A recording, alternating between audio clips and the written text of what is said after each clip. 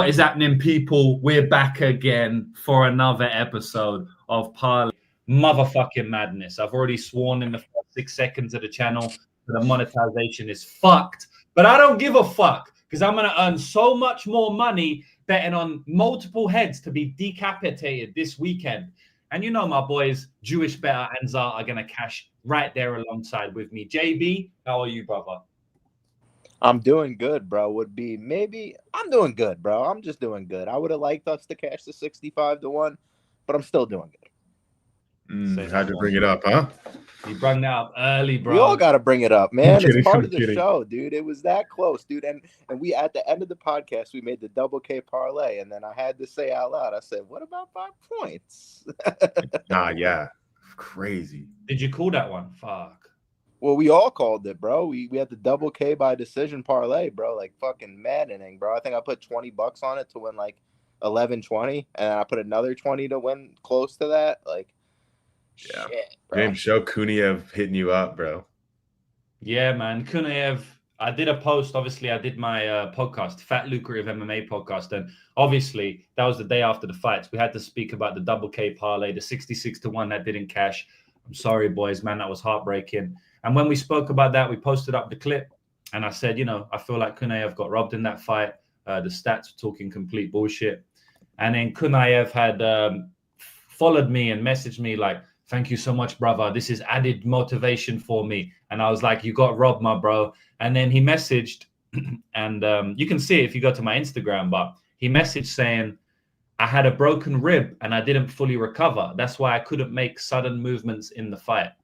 So that's from the horse's mouth itself. And Rizvan Kuniev, without a broken rib, that's a 30-24 if I've ever seen one. Sure. So I feel like it was a 30-27 even with the broken rib. I'll give Curtis 29-28 benefit of the doubt. But, it happens, boys. At the end of the day, the other leg of that parlay, cash me a motherfucking bag. And most likely, it could be the best bet I've ever made in code. Be a decision. Bro, Zar, like we smashed that one. The breakdown, you said Cole was a great fighter, and he wasn't being respected like that on the odds. So what do you think about that one, bro? He exceeded my expectations, though. I feel like I was dreaming, bro. That first round, I was like, dude, he's smoking him. Like Oban's got nothing for him. And like JB said, bro, they just don't know Co yet, bro. Like they don't know Co. They don't know.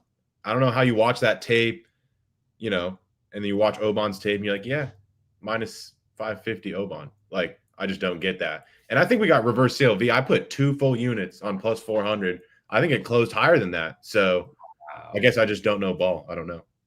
Yeah, I got higher, not tracked, but I got higher at some point. I don't know if I got plus 485 or something like that, or 415. It was one of the two. I think average 415, but I think I hit a 485 up there as well. Yeah. That was fucking crazy, bro. And what I said in a podcast was he reminds me of Jung Sung Yu, the geezer who you sang Ju, the geezer like Jekka. And I feel like in that fight, he looked a lot more like him.Id you see that as well? In the striking, for sure. Like, he looks so smooth, calm. But then he's like, oh, I can just grapple fuck this guy easy, bet.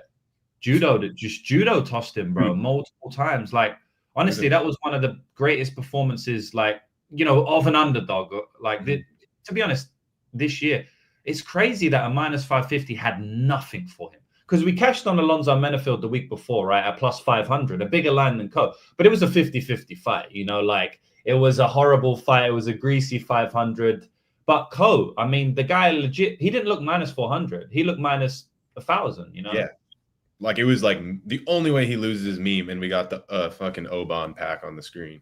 Bro, that's the Oban pack right there. On it a couple of days ago. I don't even smoke that much, boys, but I had so much Oban pack from the minus 550 fade that I had to roll one up. So not live on stream like my boy, because I'll end up, I don't know, being faded on screen. But yeah, man. But boys, we got Chris Duncan coming on again. Everyone showed him love in the chat and the comments. I appreciate that. I think that definitely gave him motivation to come back on. So Chris will be joining us, I think, in about 30 to 45 minutes. He said he's got a massage after practice at American Top Team. So we're going to let the boy do his massage and, relax. And then he's going to come with the sharps and hopefully cash some bags last week. If you listened to us last week, he was cashing multiple bags. Rafael Fiziev, he was cashing. He was cashing a couple of other fights he was on there that we called as well. So he called the main event pretty well, if I'm not mistaken. I think he was on Baja by sub, but I think other fights, like, dude, the main event he called on point. He knew exactly who Kuniev was. He was calling, like, he was calling back some, like, crazy stuff. I was actually really impressed. I remember he called Kuniev to lose because of steroid mentality.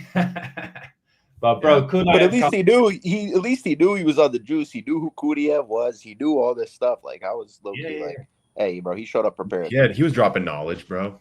Oh, for sure. Yeah. So it's going to be good to get him on again. And yeah, like I said in the chat earlier, or the other day, if you've got any questions for Chris Duncan, UFC lightweight, please ask. Obviously, this is the internet, so I have to put this disclaimer out. No retarded questions. If there's any retarded questions, I have to boot you motherfuckers from the chat. Don't make me look bad. You know what I'm saying? We're trying to set a good example out here, you know? So, yeah, that's it, boys. I reckon we can get into the first fight of the night. I'm going to bring the screen up, and we're going to just go straight through it. We were talking about this off air. So, boys, none of us did tape for the first fight. I'm very, very sorry. Very unprofessional of us. It was a last-minute booking. I will do tape for everyone on my service, but not right now. I haven't done it. So the first fight is McVeigh versus that Ewart guy. That's a big pass. Speak about that another time. Well, I mean, didn't it just get, like, booked the other day? So we got to pass, bro. We got to pass. 2 days ago. We could come out here frauding, but we ain't about that. So Jhonata Diniz versus Alvin Hines is the first fight of the night, as far as I'm aware. And I think that this fight is going to be pretty easy for Diniz after round one. I don't feel like Hines has a good gas tank.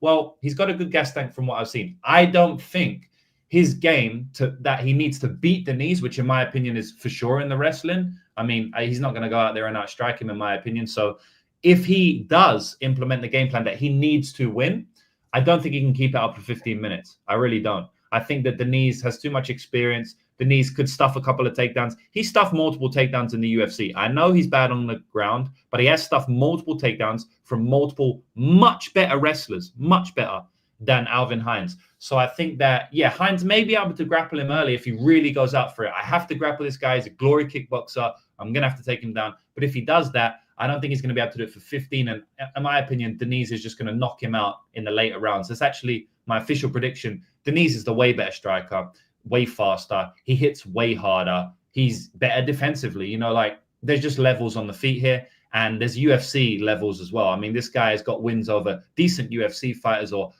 ex-UFC fighters at least. And Alvin Hines has never seen this level of competition before. So on top of all that, Diniz just has fighting experience with the extensive glory kickboxing background. If I'm not mistaken, he fought Alex Pereira back in the day as well. Or maybe it was Rico Verhoeven. It was one of the two. So, yeah, that's it. I think Diniz KO 2-3 is going to be a play, and it could even be a parlay play for me. JB, what do you reckon? Yeah, I hear some people like on the under 1.5, over 1.5, but I have trouble like gauging that one because like Hines is durable. But here's my problem with that is like, is he facing the strikers like at the level of Diniz? We all know the answer. And if you did the film, it's no. So yeah, like, is he going to be able to survive? Like, he's taken a lot of good shots. I've seen fights where he ends the fight completely bloody in the face. So, like, on one end, you can say he's durable, but I think that's going to be a problem against Diniz. I think Diniz picks him apart. My problem with Diniz is he's putrid off of his back. Like, but that doesn't mean he's automatically going to get finished. Like, Hines, he's got finishes, right? He could get up, give the ground and pound like, you know, Topuria was able to get. But I don't know if he's, like, that good at control. And is he going to really arm lock Diniz? Maybe it's possible, but that's like a lower level heavyweight move. And then, you know, the fight that really made me lean towards Diniz was the Billy Ray Valdez fight. That guy's not as athletic. He was able to stuff multiple shots. You know, if you want to say, oh, Austin Lane takes this guy down, then Hines could do it. I disagree. You know, that was a football tackle from Lane. And then when you go ahead and watch the second takedown he shot, like you said, he didn't have the gas to sustain it. And even the announcer's like, oh, this is bad, because he's literally just flopping to his back. Because he didn't have the strength, he didn't have the cardio anymore to take down Diniz. And while I do think Hines' cardio is good, I mean, he fights into the later rounds pretty well. You know, I just see his chin getting checked at some point too. So, yeah, maybe I'd go for the Diniz ITD. I do think it could come in round one. But, yeah, he likes to take his time sometimes. He even went to decision, I mean, with Carl Williams. And, Carl Williams is a really good wrestler. Give him what you want. He didn't shoot much in that fight, but it's interesting, man. I'll go Diniz. I think KO. That's it. Yeah, Zar.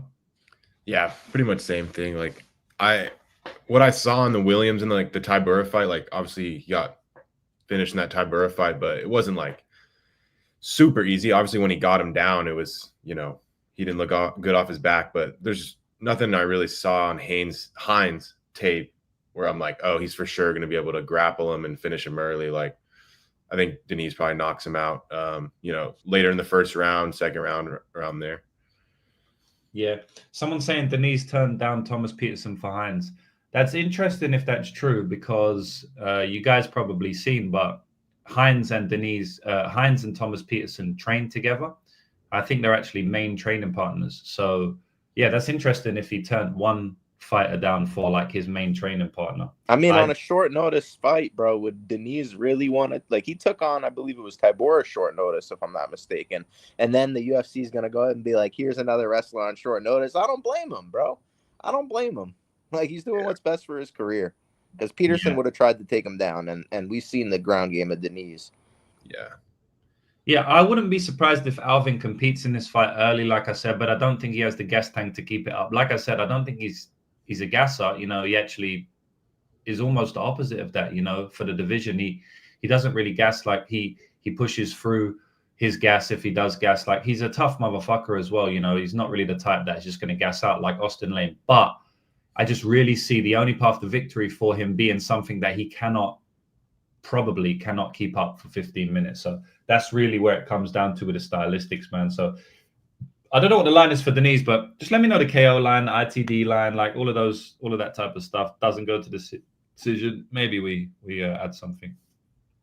Yeah. Oh man, Dan as well saying Hines is a civilian. Yeah. So one thing about Hines, like, he's not a civilian, right? Like, he's a legit fighter. He's got wins. Obviously, Dan just having a joke. I understand that. But the one thing I do want to say is that he has a full-time job, right? And that might be what Dan is referring to. And this isn't a Malcolm Wellmaker, this is an Alvin Hines, and there's a little bit difference there. So this guy's got a full-time engineering job, and I think Diniz is a full-time fighter, so it's just a bit of a difference there. Yeah. Shout out to my man Jorik. He's again donating. Jorik is a man of his word, and he's donated again. Like, this bro at the moment must be the top donator on the entire channel. So Jorik, my man, shout out to you. Really appreciate you. $50. He's saying he's a man of his word. I'm assuming we hit a bunch of bets for him last week, and he promised that if they hit, he would donate next week. Like, I don't know why he's saying he's a man of his word. It must be something to do with that. But thank you very much, bro. I think everybody that's watching the show should just do that right now. Yes, sir. My man Anthony does not want to hear about the co-bet. Wow, brother. Jesus Christ. Sorry, my man. I mean, we won on one of the best underdogs of the year, and this is the first show I've done since then. Of course I'm going to talk about it, bro. JB only smokes exotics. I mean, I don't know. He can answer that one. Yeah, dog. I mean, dude, Oban pack, of course it's exotic, bro. You don't smoke a minus 500 favorite and it don't taste good. It always is going to taste good. Why That's you think a Welsh. I'm always so happy. I'm always so hyped to be here.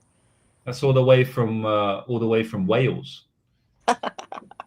That's that Welsh pack. My man's saying, Lou, you got to wear that L about the inside of the Russian head case. Do you mean that W? Have you spelled the L wrong and said W? I mean, what are you talking about? I said that the chick was a head case, aka she had suicidal thoughts, a lot of this bad negative stuff. She was on testosterone. She ended up losing the fight, almost throwing the fight. She legitimately looked like a head case. What L are you talking about? You mean W? I think you mean W, bro.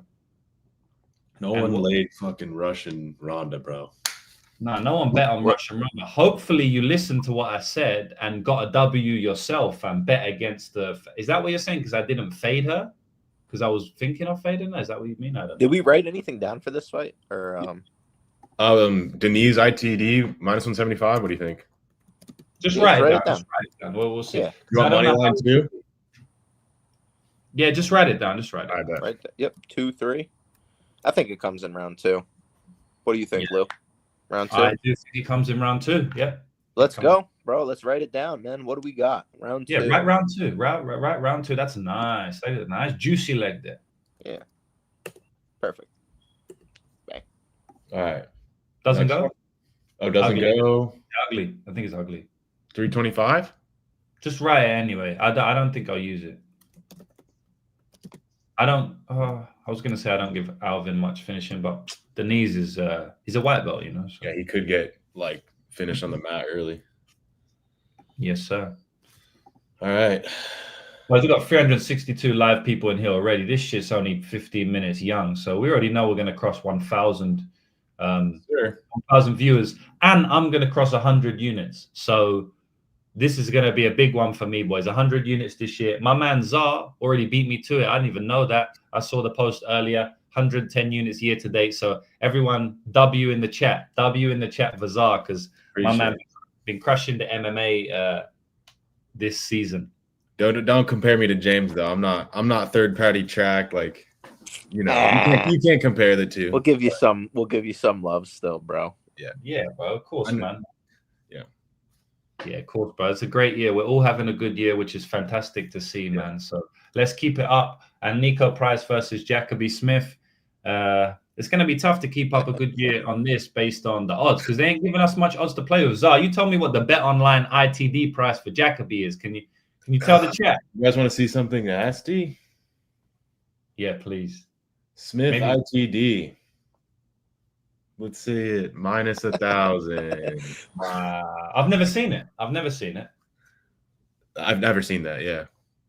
I haven't even seen that in a Bellator. Some Bellator fights, you don't even see that in, like the squash matches. Yeah, bro. A couple of years ago, we wouldn't even get a minus 1,000 money line in the UFC. Maximum money line, you're getting the biggest favorite on the entire card. You're getting like a Dagestani against you're getting minus 800 maybe. Now they're putting minus 1,000s in. On a prop, the ITD, it's crazy how the game has changed. But I'm having my best year yet, even though the game has changed. So we can always adapt to it as well, boys. Yeah. And every motherfucker putting W in the chat for the Brozar, the Purdue, some money bags there, 100. You got the Lou, the Jew, the Purdue, and the massive long shot parlay called the Hallelujah. You already know, bro. Wow. We're hitting that Hallelujah pack later. We'll make the Hallelujah later.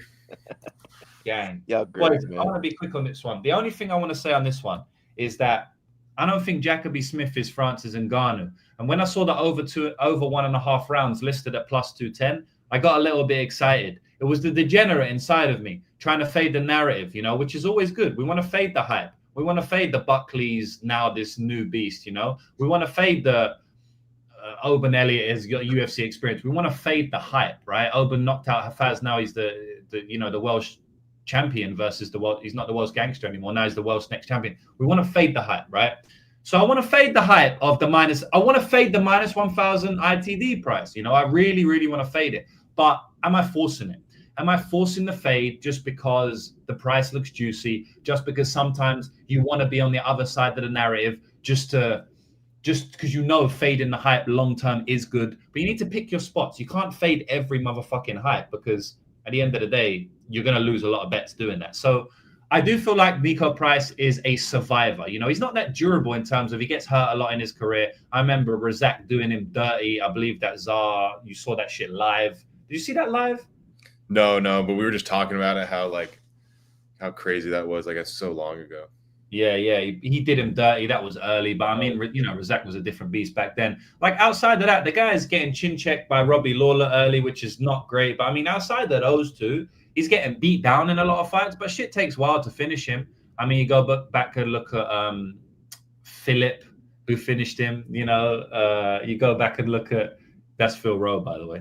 You go back and you look at Vicente Luque, who got him out of there twice. And the second fight, which actually I watched recently, the reason that fight finished was because of a doctor stoppage. Actually, his eye was fucked. It wasn't really him quitting or anything like that. So the guy's been in wars and survived. And I could see Smith wrestling a bit here. That's a good, easy path to victory for him. So if he does wrestle, the shit should probably kill the clock, unless he tries to, do a flying knee to the back of his knee via wrestling, which, maybe he could have some creative finish on the ground and pound. But yeah, boys, like I'm not saying that plus 210 is definitely going to hit, but I'm saying that it could even be a 50-50 spot. Like I could see Jacobe Smith lasting to a later rounds here, you know. So I want to hear your take on that stylistically, but yeah, outside of that, man, I've got nothing else. Obviously, I got Jacobe Smith winning.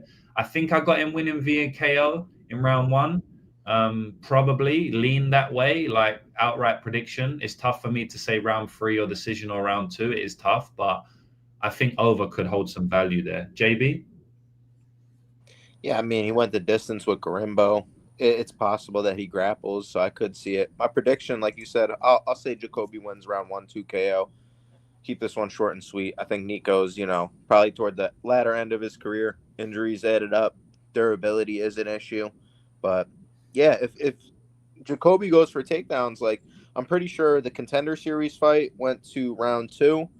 That might have cashed over, if I'm not mistaken. So, if he's able to go that far with Christian Savoy, Preston Parkson's, when you kind of finish him, I believe he's been finished round 1 KO a few times in the career. Like, every time he's been finished by KO, it's been in round 1. Perry, Rodrigues, Jacobe Smith. So that one, we could say Niko Price on the other end every time hasn't been. I think the only person that really finished him in round 1 was Robbie Lawler. Thinking back, who else? Okay, Abdul Razak. That was the only other one.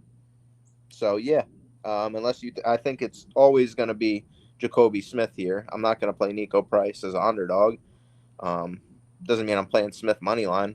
And I'm definitely not playing the under 1.5 with a guy who has wrestling upside and is a wrestler at heart. Like, I think he's going to come out there and throw, but if he shoots a takedown, then this is getting greasy. What's the number on the sub? You think he could sub him, bro? Like, rear naked choke, get on the mat? Yeah. Top. 400, 450. Okay, I wanted better than that, but yeah, all good. But what's the KO? Oh, 350. How does that make sense? What? Yeah, that's weird. Because what is the ITD minus 1,000? Yeah, that doesn't make any sense. What? KO is... Yeah, look.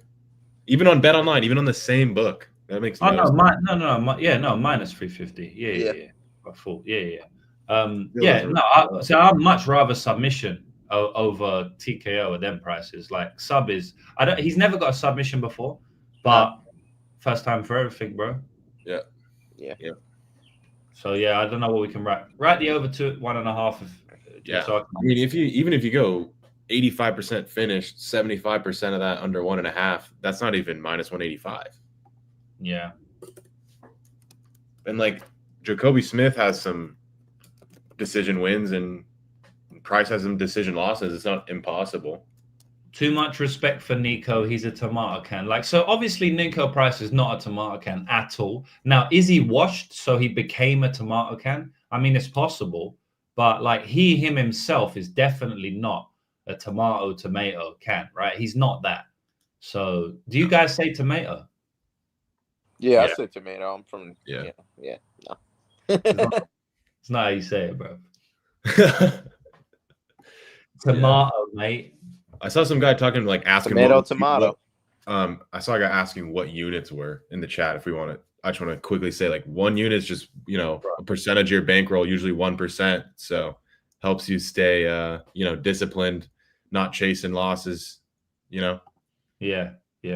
And the reason you can't compare me to James is because I'm not doing widely available lines. I'll just say that. So you can't compare the two.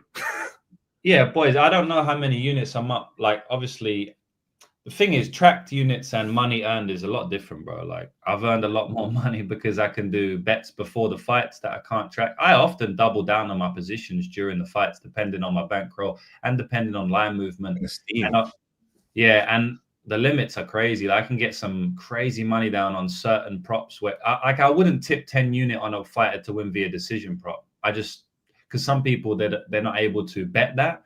But I could easily put 10 units on a fighter to win via decision prop with my crypto books. Easily. I can get $150,000, $250,000 down on a fighter to win via decision prop over like 3 books, not even like 10 books. I could probably get $70,000, $80,000 down on each book. The line will move after every so often, maybe every 5K or some shit by like a couple of cents, nothing crazy. So, but I would never tip that, so it's definitely That's exactly my point. You can't compare the two. Like, that's just how much I've made, and his track record is not how much he made.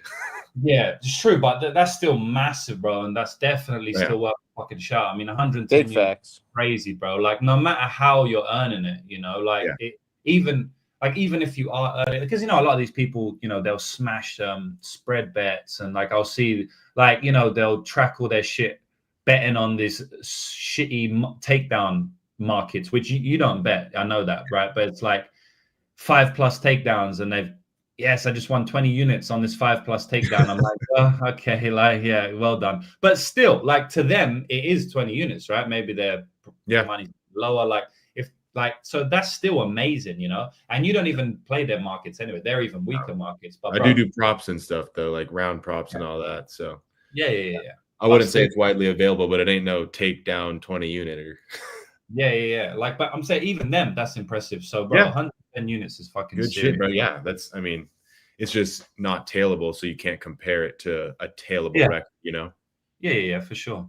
So my man here's saying, Lou, you were right. I confused Dario with Alex Siva when I wrote down my notes. Brother, you writ down notes just to have a go at me, and it wasn't even right. Crazy.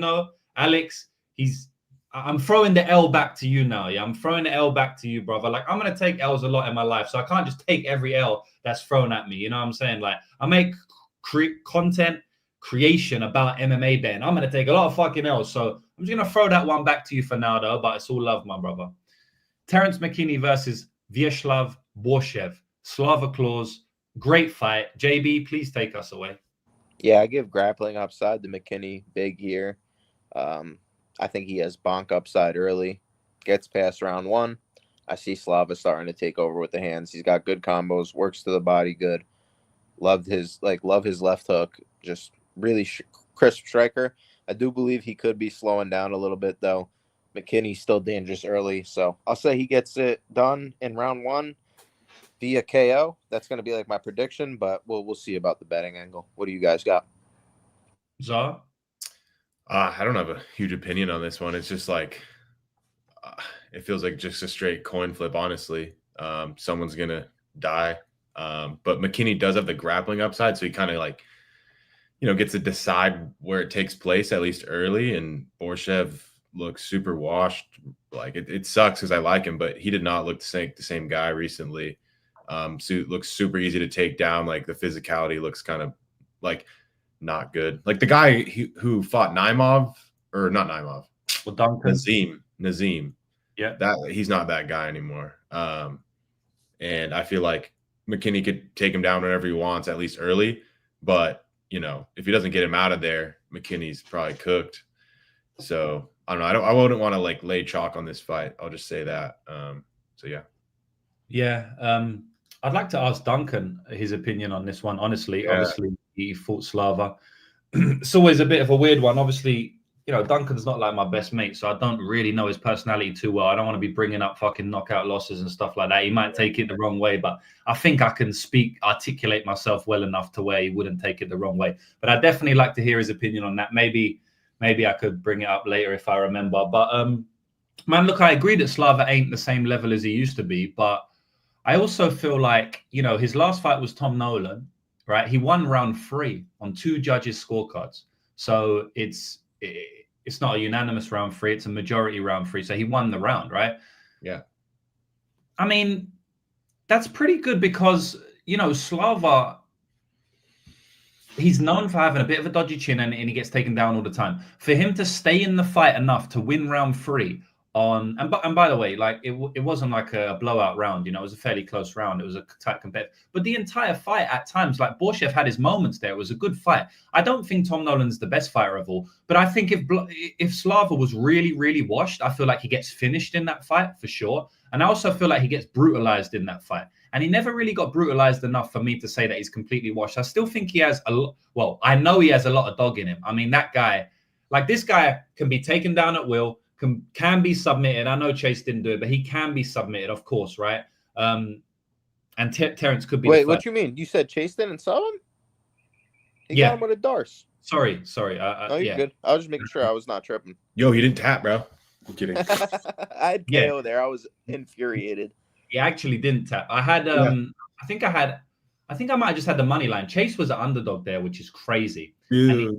And he dropped him. But I think we had the KO in the parlay, dog. It was on Parlay Madness. We played KO and we played Trey Waters sub versus Billy Goff, and he got the round 1 guillotine, but Goff got out. And then fast forward to a few weeks ago, we said we're gonna play Ramiz round 1 sub. He's gonna get the guillotine. We came back, baby. We came back. That was epic, bro. That's another good one that we hear. That was a good one, bro, because he's a massive underdog. But yeah, man. I think obviously Slava, he can be cracked, he can be knocked down, right? He can be hurt badly. I mean, I think one of these days the guy's gonna get knocked out because that's what I was gonna say. Chase Hooper did everything to knock him out, and he still couldn't knock him out, right? But I still think he can be knocked out, right? Like one of these days he is gonna get knocked out. Obviously, his submission skills, in my opinion, his submission defense is solid. Like Zar said, didn't tap.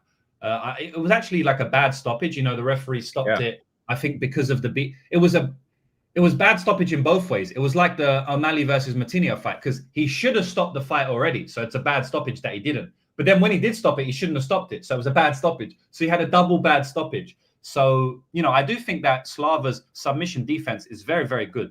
We've seen him taken down.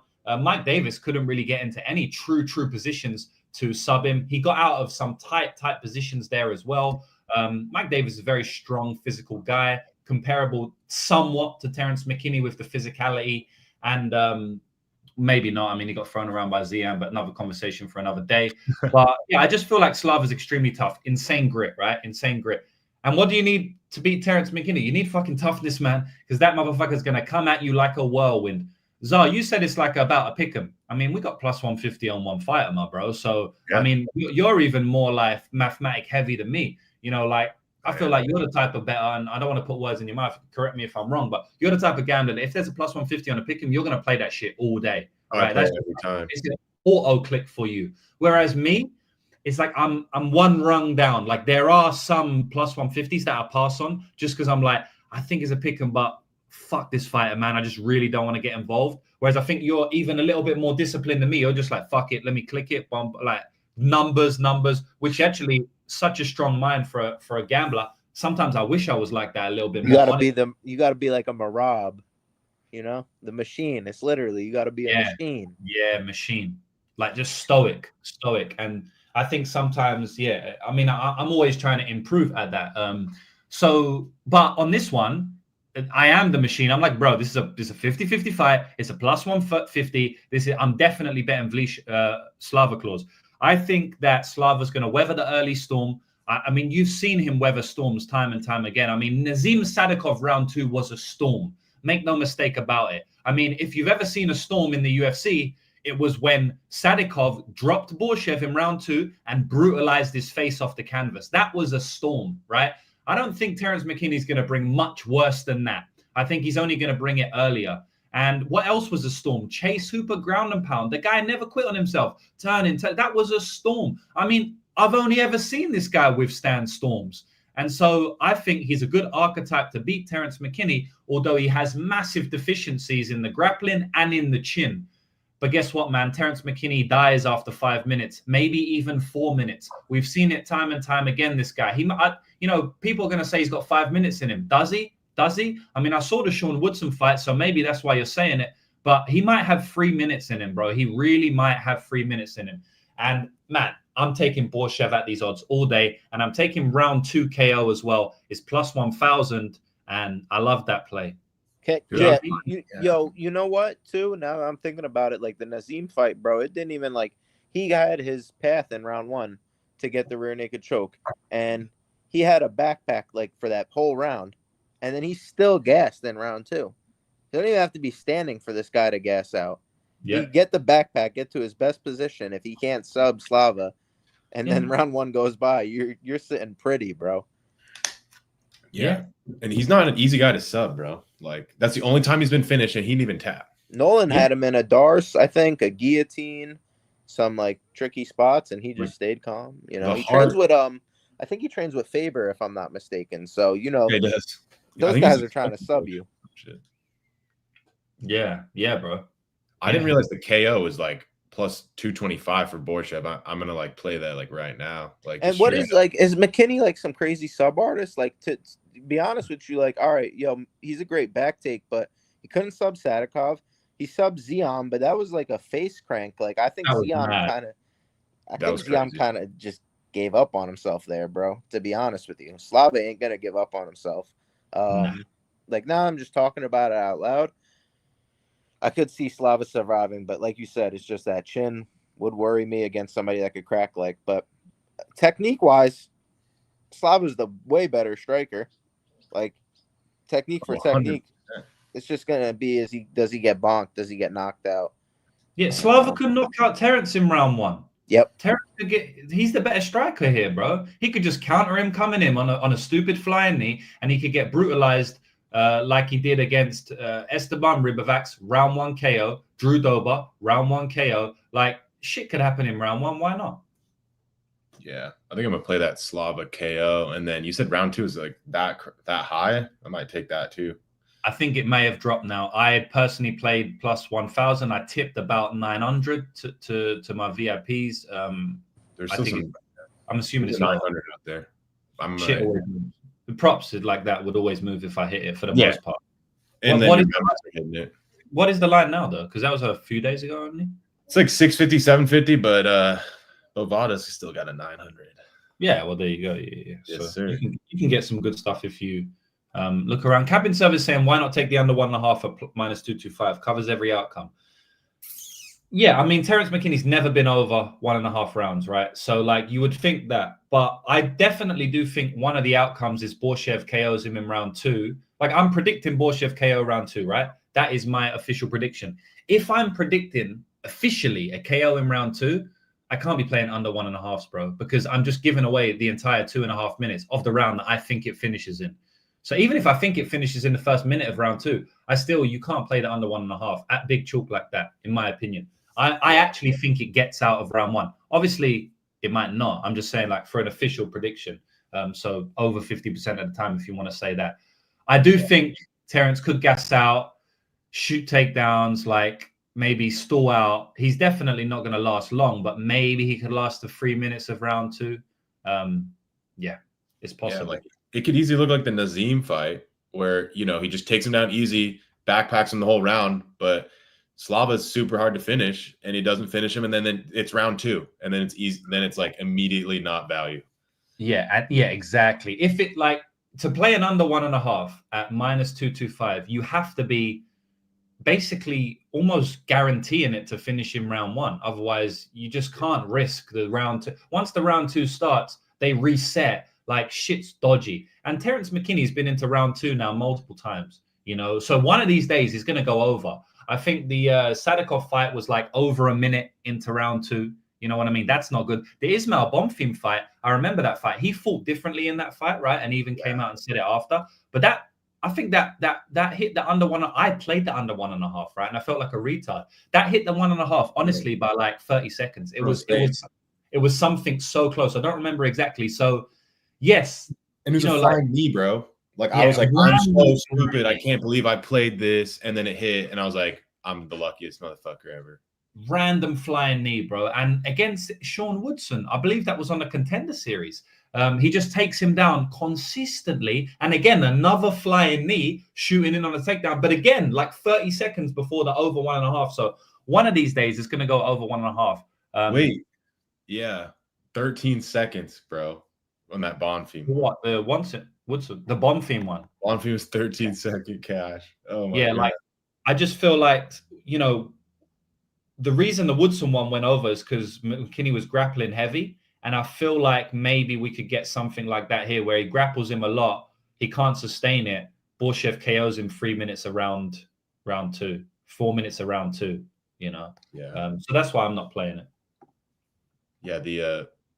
I think the durability and heart edge is like you had to play Slava low key. Like you can go maybe 55% McKinney. I don't know because of the grappling, but it's still value on Borshev's there. And I'm gonna play the KO prop, bro. Yeah. All right. What are we writing down? Are we writing down basically the same thing we wrote down for Diniz? Slava ITD, Slava fucking Yeah, that's what I like.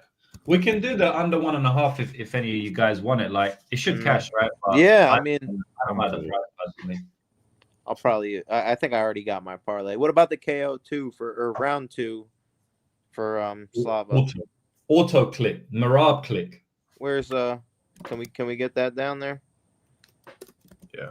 I think you've just coined a new term, the Marab click. Like the Marab click is when it's an auto bet. It's basically another word for an auto bet. You know, it's a machine, Yo, I like it, bro. machine like play, the Marab click. Like anytime the numbers just egregious, Marab. Bro, that's. I mean, if I'm like somewhat confident in it, I'm a robot. But like, obviously, if I'm like not confident, I think it's 50-50, I won't. But this one, I'm kind of confident it's 50-50, so I might have to Marab. Yeah. All right, this is what I wrote down. Is that cool? Yes, sir. All right. Yeah, I like that. Terrance gonna just sub him in round 1 now. Hey. Fuck it. We shoot, bro. Shoot. I'm not scared to look dumb. I'm a robot. I'm a Rob. I'm not scared to look dumb. Yeah, Facts. true, bro. Shoot, man. Talking about shoot. We got Tracy Cortez versus Viviane Araujo.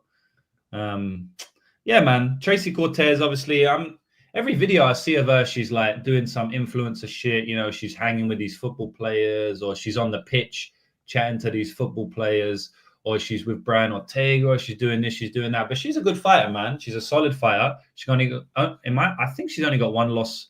She's got 2 losses on the record, but I think only 1 loss in the UFC, which is actually her.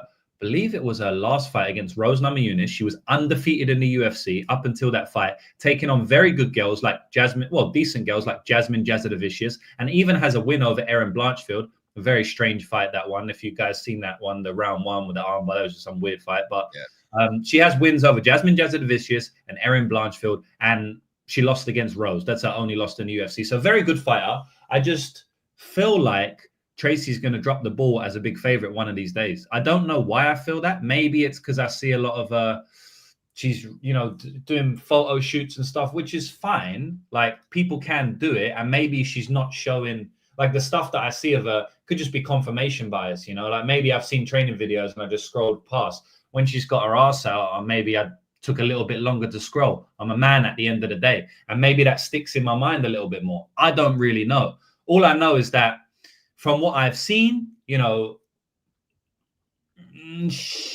don't know, bro. Like, maybe she's not fully in on this MMA shit, but she's a good fighter.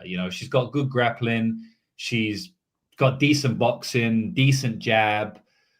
She's fucking tough as well, man. She's tough. She's from the hood. She said it herself. If you remember that elevator, like, that's another video that I've seen. You remember when she was beefing with that chick in the elevator? She stuck it on Aylin Perez. Do you remember that one? She put it all over. Yeah. I'm from the hood, man. She starts She starts recording herself, like, shouting at the camera. A lot of these Americans do that. I don't know why. Every time I see a video on my feed, it's like some American motherfucker going mad.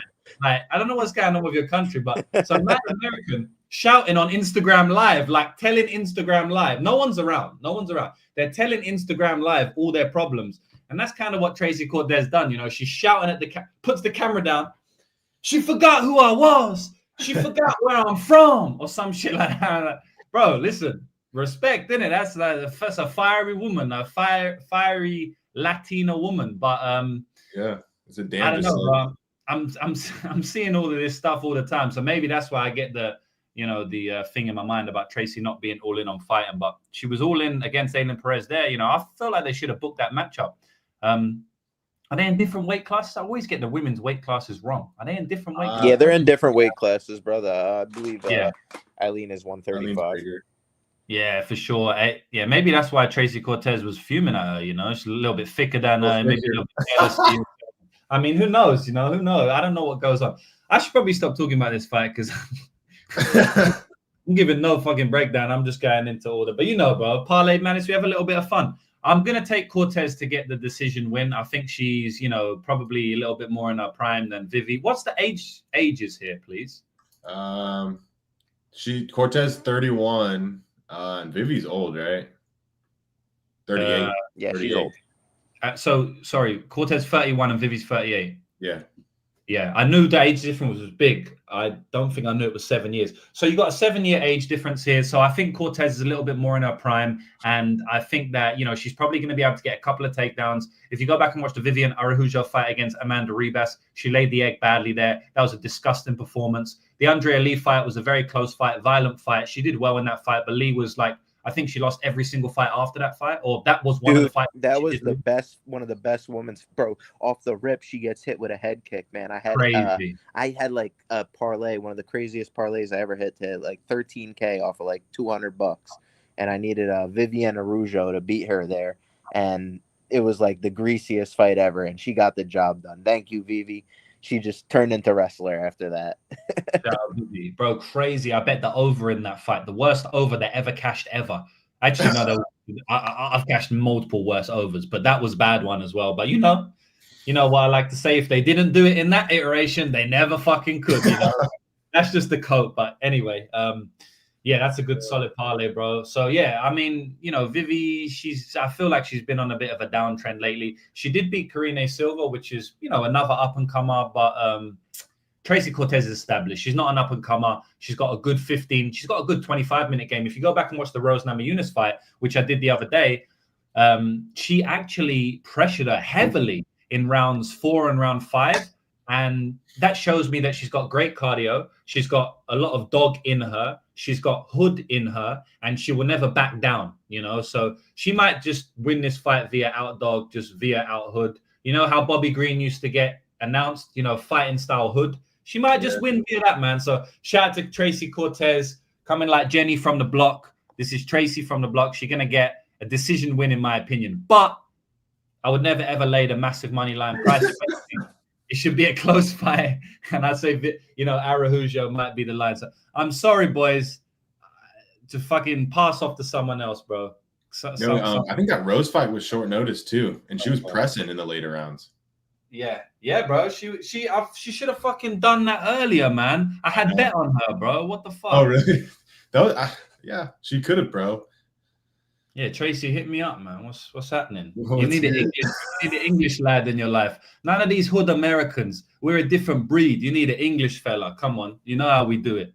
But go on, JB. What you got to say about this one, bro? It's a good fight, man. Like, I think Tracy's probably going to have grappling success here. I've seen Araujo put on her back multiple times. Like in the Hebas fight, she jumps Gilly, winds up on her back for long periods of time. She does have a slick armbar. I will say that. Like, I wouldn't be shocked if she tried to put Tracy in that. But Tracy's good at defending those things. Like, I believe Gato has a really dangerous guard, and she was able to deal with it there, pass the guard, get into good positions. She even showed if you take her back, she's calm, knows how to defend those spots, get on top, and then go back to what she does. She has good ground and pound and good control, even from the guard or the half guard. She doesn't fall off position. She's got good cage wrestling. Stand up, be close, but I just think later the fight goes, I feel like Vivi, the older she gets, that weight cut's going to be already hard for her. She's a big lady, so I think Cortez will probably take over in the later rounds. Maybe even it's probably going to be a decision, but I could see her, getting a good if she could get a good position late in this fight, it's possible she gets the finish. So I'm not going to play like I hear everyone saying, like, I'm just parlay the over. Like, women's MMA fight, I'm going to parlay the over. I ain't doing that. So probably he's going to hit, but I'm not going to play it like that. So I'll pass on this one, bro. Zah? Yeah, I don't know. I really think like the over. I really think it's going the distance. So I don't know. When I look at a price like this, like minus 250 or whatever it is, Cortez, and I think it's like 85% or more going the distance, like the Marab brain says you can never lay Cortez here. So sharp. I don't know if I'm going to play Araujo because I'm not like super confident in, what the implied probabilities are. But like, if I think I can never lay minus 250, then I have to look at the other side. But, I don't think either girl has a finish in the UFC other than I think Araujo like meme bonked someone like 5 years ago. But yeah, the finish rates are like insane. Like if you look at it's super Tapology capping, but if you look at them, it's actually funny. So yeah, I think it's going the distance. I think Araujo can compete early. So the robot brain is thinking about Araujo, at the 220 mark. Like maybe you could say, yeah, she should be plus 200. You play plus 220 small, but I haven't really. I've skimmed over this one, but I haven't taped it in depth. So right now, just dog or pass for me. Yeah, and like I say a lot on this show, like I learn a lot from you boys, JB and Zar. I learn a lot from you because, even you just saying there, Zar, how if you think it's definitely going over, like you could potentially line the GTD minus 900 or 90% or maybe 9 out of 10 or whatever, right? If that's the case, then this is what you said, right? Then you have to look at the other side. And so it's getting me, or you said, if that's the case, you can never lay minus 250. And if you never lay minus 250, then you have to look at the other side. Yeah. And as soon as you said that, now it's getting my brain thinking, right? And I'm thinking like, yeah, like that's true. If we're saying it's definitely going to go to zero, we could be wrong, but that's our cap. If we're saying it's definitely going to go to a decision, then now we start thinking, okay, is it a complete rout? Does Tracy have like 10-8 upside? Does she have like big knockdown upside to where the scorecards could be lopsided? In my opinion, no, really. Like maybe 10-8 would be kind of crazy in my opinion. So maybe back take 10-8, but I reckon no, right? So best case scenario is probably going to be like a 30-27. And I mean, how many fucking times do we see judges get shit completely wrong? I mean, we're coming off the Kanaya versus Blades one to where people were messaging me like Blades 1 and 3. I was like, bro, shut up, man. Like, telling me all these stats. He outstruck him. Bro, I don't give a fuck what the stats say. I saw him get hurt 3 times and shoot for his life and couldn't get a takedown. So, we know the judges go. And by the way, there's way more egregious ones than that. So, like, if Vivi has any chance of making any realm quite competitive to where I think she can make every realm competitive, I really do. I think she could make every realm competitive. Then automatically you have to look at the other side. So, yeah, I mean, maybe what's the lines for Vivi money line and Vivi decision? I think it's like 215, 220 money line. I didn't look at the decision because I saw the GTD price and I'm like, yeah, they're already onto it because I think sometimes they give you a good price on the underdog though. Like Usman last week, like the GTD. I know it's not the same thing, but yeah, 350. That's not bad. I thought that GTD was like 700, so I was off. It's like 600. Okay. Yeah. GTD 350. I mean, $1 better than a money line. I'll take it. I'll take $1 not bad at all. It's just I'll take $1 better. I need a clear 30-27 upside or like 10-8 upside to ever lay minus 250 in a 600 GTD type fight. That's not happening here. There's to lay minus 250. You have to think it's 75% or like, around there. And do you see like her looking 75% in a decision? I just think it's like, that's a little steep. That's all I'm trying to say. Yeah. So like, I definitely think Cortez will win. I mean, you mentioned earlier, JB, that Vivi has a slick armbar, but we was talking about the Erin Blanchfield fight, who also has a slick armbar. This is a long time ago. And Gatto too. Yeah, Gatto's exactly. got a slick guard. Erin Blanchfield fucking had her in a deep armbar for 4.5 minutes. And it's the longest armbar I've ever seen. 4.5, like I've never seen an armbar longer than that in MMA. 4.5 minutes, and she couldn't tap her at all. So I think she's got a good sub defense. I just wanted to bring that up because I remember you mentioned the Melissa armbar, and the Vivi armbar. So yeah, I think she's good.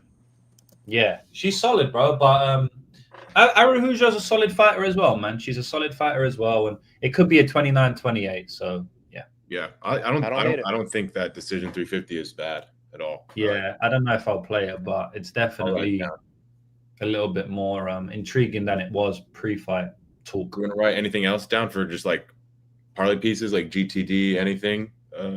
What is the GTD? It's like minus 500, right? Oh, minus 550. 550. Yeah. What's 550 implied? It's like 85%. Yeah, write that down for me. Please, and thank you. Yeah, it's probably 90, bro. I mean, they literally go to decision in every single fight. You're right. Yeah, the only thing would be like maybe Araujo's old, but I don't know. She looks chilling. I don't think Tracy's gonna finish her, bro. Nah, yeah. She's fucking tough, bro. Vivi is tough, man. I'm trying to write down goes. Yeah, distance I for think like Topuria. Tracy had Gatto's back late, but she wasn't able to finish. And then like there was a few. I think Kish she couldn't finish Justine Kish. She got dropped in that one, or maybe she flipped a little bit, but that was. But she's tough. She's tough. I would say Czar versus Jose Delgado, baby. Let's go. Ooh. Yeah, so we got my man Czar. He slimmed down from his fight against Joe Pyfer, so he's coming in on. I thought I won that fight. Bro, that was fucking close. 2-3. You know, the funny thing about Joe Pyfer fight, I was watching it with my mate, and after 6-7 minutes, right, because he knows my bets, I said to him, this is a mismatch, bro. This is such a bad bet. Like, I literally said to him, it's a mismatch. They shouldn't be in the octagon together. And at the end, I'm doing the video like, we could get this rubbery decision. It's live, boys. And it literally was. It just shows you like there's 2 tails of a fight, sometimes 10 tails. But man, the gas narrative is so big, bro. Shit can switch like that. Dude, yeah, round 3, I was like, yo. Clean round, clean. We cook him in UFC Mexico. We cook him at elevation. Sea level Pyfer got away, but mountain level Pyfer was F. But it's all good, bro. It's all good. We got them back multiple times, and I don't have a big take for this one, so I'm hoping you guys can let me know. JB? Yeah, it's hard to bet Delgado here at chalk, in my opinion. Like, he is a clean striker, but Amil's just shown time and time again. He's going to come forward. He's hittable, but he's durable as all fuck. Like, you say he's 35 years old, but in his fighting years, he's not 35 years old. He's 11-0. He's gotten into some sketchy grappling spots, but he's able to get out of all of them. Jose Delgado is still green. He's been beaten before via decision. The one time he went to the scorecards, he lost. Amil just won a decision as an underdog. I think he could do it again here, bro. I have a tough time betting Delgado here at chalk, so I'll look at the other side. I'll look at the other side by decision. I think both guys are fairly durable. I don't see Amil subbing Delgado. He could knock him out. He's a freaking swings wild, but I don't know, man. Delgado seems durable, and he hasn't. I think he might have been subbed, but I don't think he's been KO'd. So I could see this one going the distance. I could see Amil winning a decision. I'm going to take Amil decision. He's here for a good time, not a long time, but I know the age could be a worry, but man, like, he doesn't look like it versus Gomez. That's all I'll say. So yeah, I'm going to rock with him. I feel you. And we have special guest, returning guest of the show coming in. It's The Problem. Chris Duncan, UFC lightweight. How are you, brother? Yeah, good, thanks. How are you guys getting on? Doing well, my man. Thanks for joining us on the show again. Yeah, no problem, mate. No problem. I've put some cheeky bets on for Bellator this weekend. You guys have inspired me, so I'm looking forward to it now. Let's go, bro. Yeah, that's tomorrow, and then we got UFC, a massive 317 card. So, are you looking forward to the card? Like, are you going to be there? Obviously, you're in Miami at the moment. Are you going to be watching it live with all the boys in the gym, or how does it work when you're out there? Or you just yes. So there's like a kind of, they call it the Horiguchi Hall, because this is where Kyoji used to live. He lived here for like nearly 10 years, so they've named it after him. So there's a big TV, ESPN Plus, everybody comes and watches. People drop in and out, but I'll probably watch the full card, or I'll probably go to Grant Dawson's house. He's a good friend of mine, so I'll head over to his place and we can watch it. But it's a stacked card. Yeah, I can't wait for it, man. Hopefully we're going to make some money. We've been on a good run lately, so hopefully we can keep it up. JB, Zar, you got anything to say to the boy? One of my mates had a question for you, Chris Duncan. He messaged me on Telegram, so I'll shoot it over to you, but I'm just searching for it. But JB, I don't know if you got anything for... No, I played around with that guillotine grip. I had my young buck do it on me, bro. Felt like my trachea was about to pop out of my freaking back of my side. Like, bro, it's there crazy, to decapitate you. That's what it's for. Yeah, I was trying to figure out exactly what it is. So instead of the guillotine like that, you're turning the hand so the palm is facing away, and then you... so imagine you've got your nice rollie on and you're gazing at your rollie. Yeah. And you get your other hand and then you put it all the way over the top, like you're trying to reach round and grab your own thumb. Yeah. So it's like a reverse handshake almost. Would you call that, like, I called it like a pretzel grip. What would you call it? Yeah, I just call it reverse handshake. Nice. I'm going to stick with that. Yeah. feels pretty fucking legit. Well, I appreciate you sharing that with me, man. I think it's not so much like the grip as such. It's just like interlocking. You know, like if you were to shake someone's hand like old school and you would like grab the wrist, it's almost as strong as that. But obviously you're trying to use your own mechanics of your own hand. So I'm grabbing the fat of my hand on both sides, like my thumb side and my pinky side. So it's pretty much fucking unbreakable, you know? Yeah. Yeah, so yeah, thanks for sharing that one. I've been slacking on the training, Chris, man. But you're motivating me now, you know, like coming on the podcast. I know you're it's because you're making too much money, bro. It's because you're making too much money. Bro, honestly, like it kind of is, not with the money thing, but I'm just super focused on business now. Like kind of how you treat MMA, I treat business like that, you know? So it's like I'm all in on it, trying to make money all the time. But for the mental health, I need to get back in the gym because it just helps me so much mentally. And that's a good segue to ask you. Like, obviously, you train for a living, right? Your job is to train, right? And then to go and fight. So I know for me, when I train, it helps my mental health a lot. Is it the same for you? Because you're doing it as a job. So like, I'm sure you get a lot of relief from it, but how do you look at training in terms of just helping your mental health, keeping you happy and stuff like that? Is it the same thing, or can it be a bit of drag on your mental health sometimes because you have to do it? No, for sure. That's pretty much, I don't know if you guys know my story, but that's the main reason why I got into MMA. So my mother was killed on the day of my first ever MMA fight. And I went into the fight because I had nothing else to do. I had to focus my mind into something else. So the day of the weigh-in, she died and was taken away from me. I still fought the next day. And then I remember standing in the club drinking with all my friends and like all my like associates, and I was like, this isn't for me. I need to find a distraction of some sort. So through that and through obviously the bad turn of events, I really focused myself into the gym. I used to be a shepherd, believe it or not. I used to work on a farm, and it was like a dead end job, and I was like, I need to get the fuck out of this.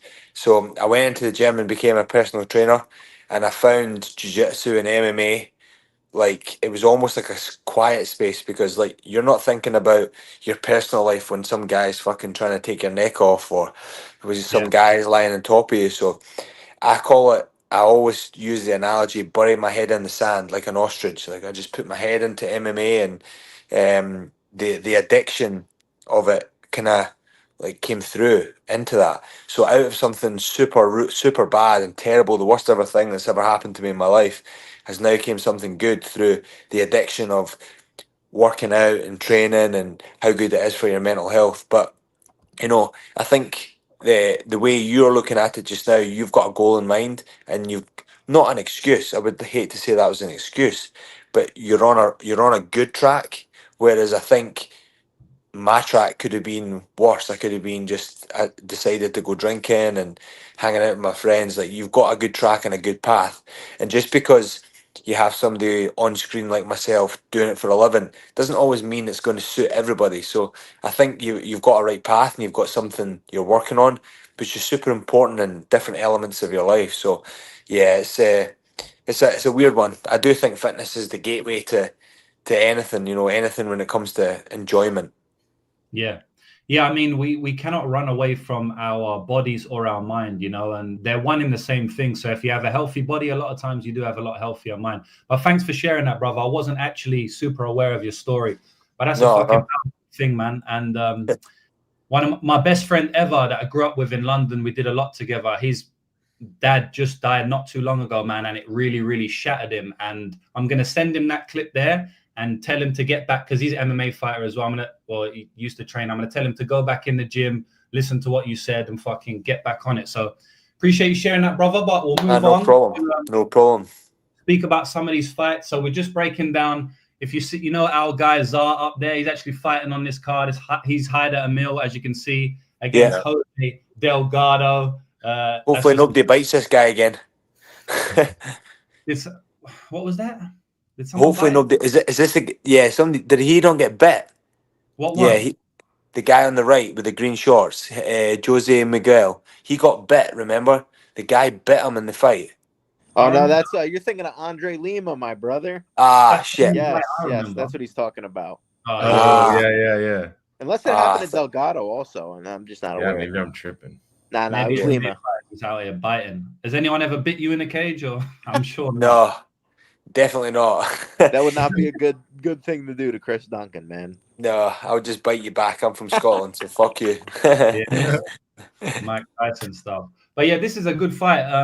Honestly, I don't have a strong take on this one, boys, because I feel like obviously Hyder Amil's biggest weapon is his pace and pressure. But I honestly think like Jose Delgado can deal with that pretty well, you know, from what I've seen of him. Now, this guy's a finisher, so he's got a lot of wins inside the distance. I'm not 100% sure if he can keep up with the pace, but I'm also not 100% sure that Hyder Amil can drown him with pace. So it's a very tough fight for me, you know. I kind of want to take the shot on Hyder. I mean, he's been an underdog in his last 3 fights, and he's won all 3 fights, and some of them clean, like the Jun Young Lee fight. I mean, he just ran through him. The Fernie Garcia fight ran through him. William Gomez fight, very close fight, but I think it was the biggest underdog out of the lot there at almost plus 185. So, yeah, it's a tough fight for me. Hopefully you guys have a better take. But JB, you had a pretty decent one. I do feel like Delgado could crack him early, though. Hyder Amil comes in open, wild, and needs to get his game going most of the time. He just swings in the middle. And Delgado cracks hard, man. And he can wrap up submissions fast. So it's a dangerous style against someone so finisher-esque like Jose Delgado. But I also think Hyder has a good chance to win. Zah, what do you reckon? Yeah, I just feel like it's going to be a fight where you don't want to lay like any chalk. Like when you're watching it, it's going to be super 50-50, super crazy. And I feel like Amil, you know, he's proven himself in these last couple of fights against some like good competition that, you know, Delgado hasn't really proven yet. Like Delgado's making the, you know, lower competition look like lower competition, but that doesn't always translate to, you know, UFC level fighters. Like William Gomez is a good fighter. Jun Young Lee is a like athletic, like UFC level fighter. So those 2 wins have proven like, you know, Amil is here to stay. Like he can beat good UFC level fighters. So I don't really get why he's like, I could see maybe like 50-50 or minus 120 Delgado just because he's way bigger and you think Amil is going to get cracked early, but I don't think it's like 60-40 Delgado. So I'm getting close to a Amil bet. I think it's dog or pass. Yeah, I feel you. Chris, you got to take. Do you know these guys? You got to take on this one. They're unranked. I seen the guy on the left. I don't know if it was his last fight or the fight before. Man, he can scrap. He just wants to fucking finish. He's just hunting all the time. So that's the only reason why I remember this. I don't really pay attention to other than my weight class. But yeah, that guy on the left definitely stood out big style for me. And the guy on the right I thought was somebody completely different until somebody told me otherwise. So yeah, I don't really have a take on this one, but the guy on the left is definitely not a quitter and he is going to fight to the bitter end. Yes, sir. Yeah, I mean, I think his nickname is the Hurricane. Is that right, lads? It is. Watch out, there's a hurricane coming through. Yeah, wait, Hurricane, that's a good one. Yeah, his nickname is the Hurricane, and he literally fights like that. So this is definitely not a piss break at all. But yeah, everyone showing you mad love in the comments, Chris. So you got a lot of new fans here for sure. Jory, Yes. hope we will see you with a UFC belt around your waist one day, sir. What Yeah. man. Next fight is a big stepping stone for that, man. So yeah, let's move on to the next one, boys. This is Jack Hermansson versus Gregory Rodrigues. We got RoboCop Obama coming in against Jack Hermansson. This is a good fight, man. You know, it's funny because Gregory Rodrigues said after his last fight that the weight cut is taking too much out of him and he wants to move up to 205. Did you hear that after the loss to Jared Cannonier? But he's coming back down there at 185, so I don't know what happened with that one. Maybe he was just a little bit, you know, not thinking straight after the fight, or he wants to do it one more time. But he's a big dude, you know, he's a massive dude, lots of muscle, and he looks jacked even on the weigh-ins and stuff. So, you know, the guy is a lot bigger than that outside of camp. And, you know, a lot of times with these guys, they're massive muscles and stuff. They tend to get tired as the fight goes later. And we did see that in his last fight against Jared Cannonier. He started like a bat out of hell. You know, he knocked down Jared Cannonier multiple times, hurt him. I thought it was going to be a knockout for Greg. And then come round 3, he just starts to get very, very tired and ends up getting finished. And it wasn't really a finish, you know, based on anything other than cardio, really. He just didn't have much left in him. And obviously the defense starts dropping, you start getting caught. So it's a tough one for me because I feel like 3 rounds really favors Gregory Rodrigues. You know, I feel like if it was 3 rounds against Jared, he probably would have won a decision there.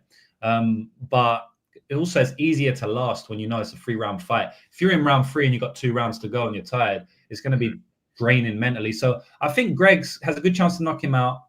Jack Hermansson now is getting older as well, coming off a good layoff, and it's a tough ask to beat Greg, but I don't know about this one, boys. Again, it's one that I don't have a great take on. I'm going to say Greg is just too powerful, too physical for him. You see some of these Jack Hermansson fights where, he hasn't got the physicality advantage. He kind of gets beat up unless his opponents start to gas like Joe Pyfer does. So Jared Cannonier, he kind of got beat up in that one. Joe Pyfer, he got beat up until he gassed out, but it was a 5 round, so he was able to take advantage of the gas. Even if he gasses out here, Greg, I still think he's got a good 10 minutes in him. So he probably still squeaker 29-28. And I also think he's got massive finishing upside in round 1 or 2. Greg hits hard, man. And we spoke about the hurricane earlier. Sometimes Greg can bring a hurricane. It's just, how do the footwork match up? Is Greg going to be able to catch Jack Hermansson and press him against the cage with the footwork, not physically, but is he going to be able to head him off? I do believe he can. He's shown pretty good footwork in his career. So I think he's going to be able to use his footwork, corral him against the cage, and unload big combinations. I don't think Jack's going to like that. So I'll predict the Gregory Rodrigues win 29-28 after gassing out in round 3 or round 1-2 knockout. Chris, you know about these fighters? What do you reckon, bro? Yeah, I'm probably going to go same with you because, like you say, that Robocop, he's a force to be reckoned with, obviously, with his size and athletic ability. And Jack Hermansson, he's a great fighter, don't get me wrong, but I think he makes quite a lot of mistakes and sometimes he looks a little bit, basic. And I think Gregory's going to be able to see that. He's seen that in the gym. And he's got the power on his side, the athletic ability, and coming off a loss that he gassed on, he's obviously going to be conservative, and he'll know that going forward. And I think he'll maybe take off rather than win early. I think he'll take off in round 3 because he knows he's only got 3 and he knows he can do it, and he just knows where to pull and where not to pull. I just feel that even just the physicality of the only way really I would see Jack Hermansson be able to catch him is maybe with a sneaky submission or an absolute mess up or a fuck up from Robocop and he ends up on his back or something. But it's having that happen, I think is very unlikely. So I'm going to pick Robocop on this one. I think it will go decision. Yeah, nice. That's a good point with him coming off a loss. Maybe he takes it a little bit slower, and I can compare this fight a little bit to the Arman Petrosian fight, just in the fact that I believe Jack and Arman will try to, circle the octagon, stay away from the power of Gregory, and try and throw kicks. Because Jack has good footwork and he's won fights like that before. But the thing, if you watch that fight, he actually doesn't gas out in the Arman Petrosian fight. And I think that's why, because it's not a crazy barn burner, because Arman is good enough with his footwork to minimize exchanges as much as possible. So Greg doesn't have to unload and get caught in those exchanges in the middle, which tire you out, especially if you get caught with shots, right? Like one of the things that takes away your cardio the most is when you're getting punched in the face, man. You just start getting a lot more tired after that. So I think he may be able to maintain his cardio based on the fight that Jack's going to fight him at, which I think should be the outside kickboxing performance. So yeah, JB, what do you reckon, bro? Yeah, Hermansson's good fighter, man. He's solid everywhere. He's got a good jab, low kick. He could wrestle a bit. He's got that sneaky guillotine that he goes for. I think he caught David Branch with it, high-level black belt. I think he even got he was close to subbing Jacare Souza too, man. Souza had to escape that quick. So yeah, I remember the Cannonier fight too. He took that devastating uppercut. So you can knock him out. Rodrigues has power. I believe he dropped Cannonier twice in the last fight. It was a crazy war, man.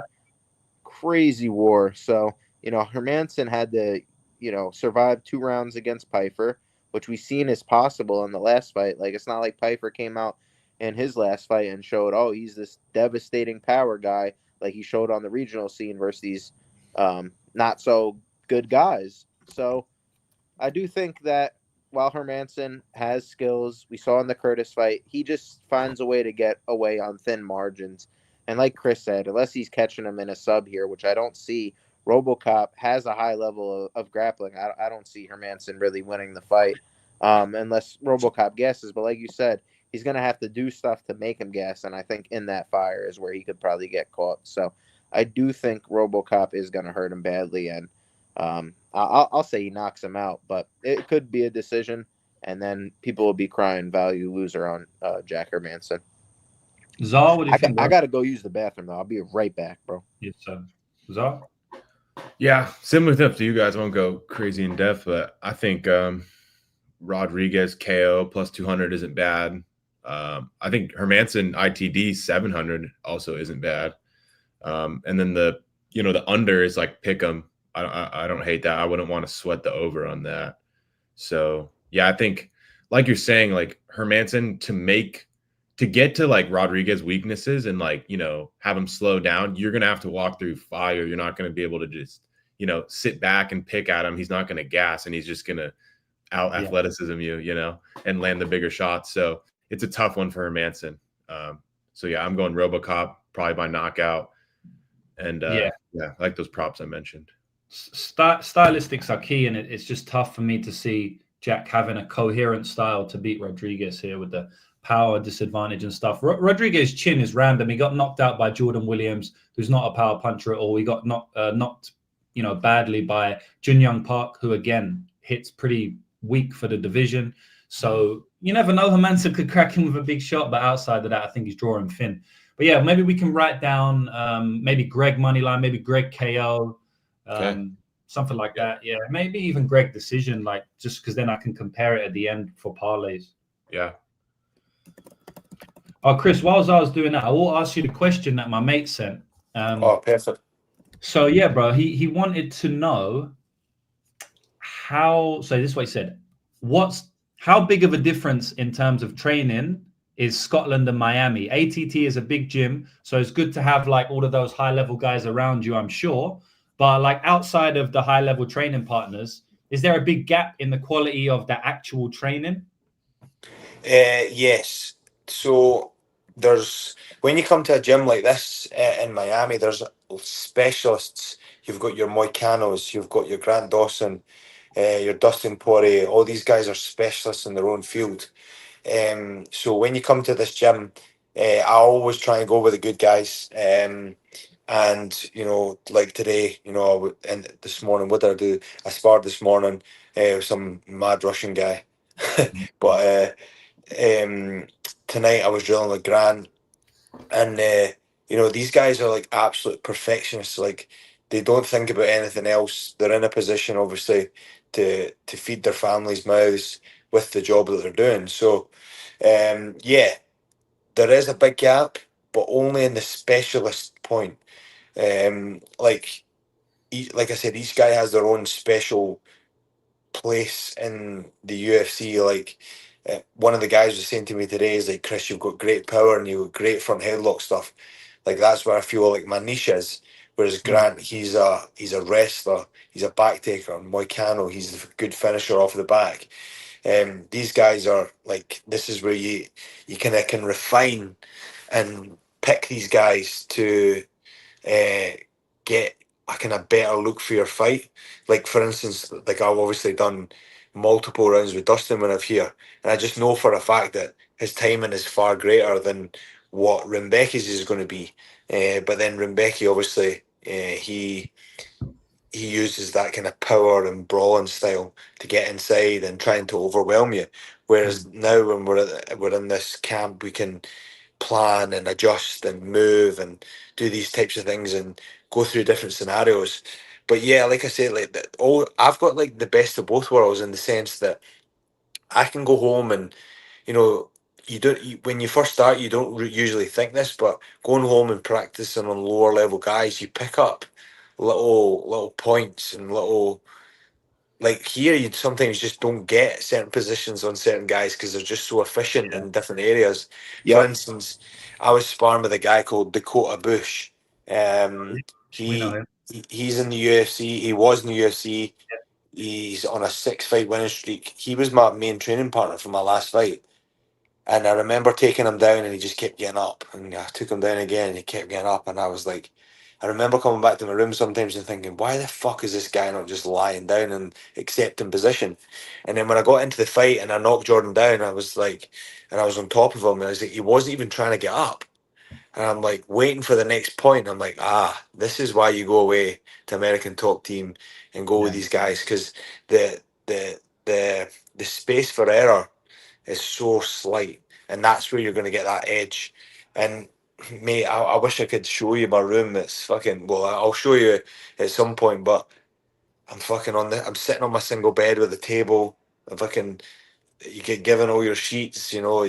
My room's just so bare. It's like being in the dungeon, and it creates this kind of beast within you that you're super hungry and you're ready to kill, and it's just different gravy here, and it suits my personality. Some guys, like for instance, I don't know if you've seen Buckley. He was talking about don't go to a big gym, you know. It's not gonna do you any good, and blah blah blah. Maybe for him, but you know, I love a big gym. It makes me work and earn my place. And you know, when you get coaches approaching you and saying, I want to work with you, that's a good feeling for me. You know, I want to earn my spot, and that's the way I've been dealing with my UFC career so far. I'll earn my spot. I'll go into the fucking Lions Den of Mexico City and try and win. You know, I'll do all these things, and that's where you get your respect, and that's where you build your name. Yeah, man. Thanks for that insight, bro. I have a friend who said the exact same thing as you. He used to train at our gym, and he just moved countries. He's gone to Australia.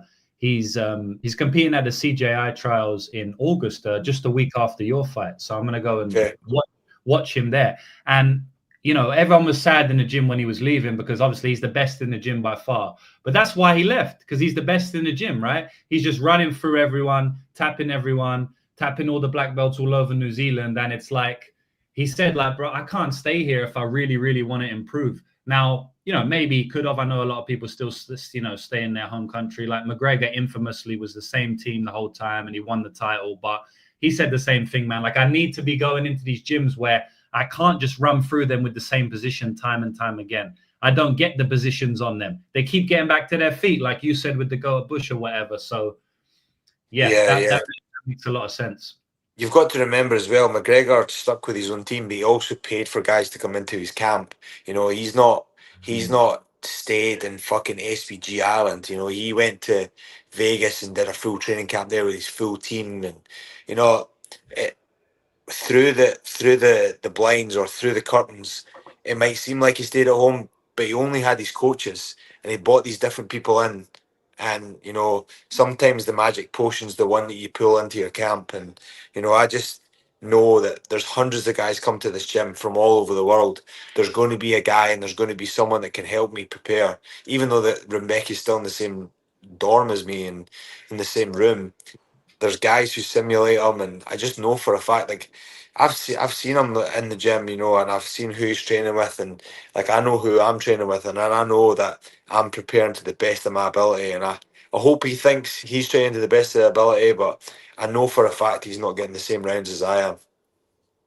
Yeah, bro, I can't wait for that fight, man. I'm super pumped. Like I said, my mate's competing the week after. So I said it on the clip as well. I think you saw it. I'm going to get out there early, like shoot like a week or 10 days before, and hopefully be able to come and see you beat him up. Definitely, bro. That'll be a definitely. Sick yeah, mate. I'm probably going to book an Airbnb, so you're more than welcome to come round. And after the fight, we'll go celebrate. We'll put some dollars on black or red and see what's happening. Yeah, bro, that'll be fucking sick, man. Looking forward to it. But yeah, we'll move on to the next fight now, boys. This is the main card, I think. We got Payton, Talbott, Felipe, Lima. So yeah, JB, you want to take us away on this one? Great fight. This is your guy, bro. Why don't you take us away on this one, James? I want to hear what you have to say. Yeah, so if you guys know, like infamously, I've won a lot of money on Payton Talbott. Won 70 grand on him when he beat Cameron Simon. Put a max bet on. It's like one of my biggest bets ever. Had him at Pick'em, obviously looked favorite. And I also did the infamous tweet, which went viral. I got the most hate I've ever got, where I said, I think Payton Talbott can compete with Sean O'Malley today. And that was a while back. And I still stand by that. You know, the guy is a extremely durable striker, very elite fighter, 5-round cardio. The issue is in his grappling, and we've seen that exposed in his last fight, but Sean ain't shooting no takedowns here. So that's really what the fight comes down to, right? It's the grappling. Because if you're not going to shoot on Payton Talbott, the guy is going to wear you out. He's going to hit you harder than you hit him. He has some of the best durability and chin I've seen in the bantamweight division, and elite grit, cardio, and heart, right? And everyone's going to speak about this fight, and they're going to say the same thing, really. Is Lima going to be able to take him down? I'm going to run through it quickly because I could speak about this fight for hours, as you know, right?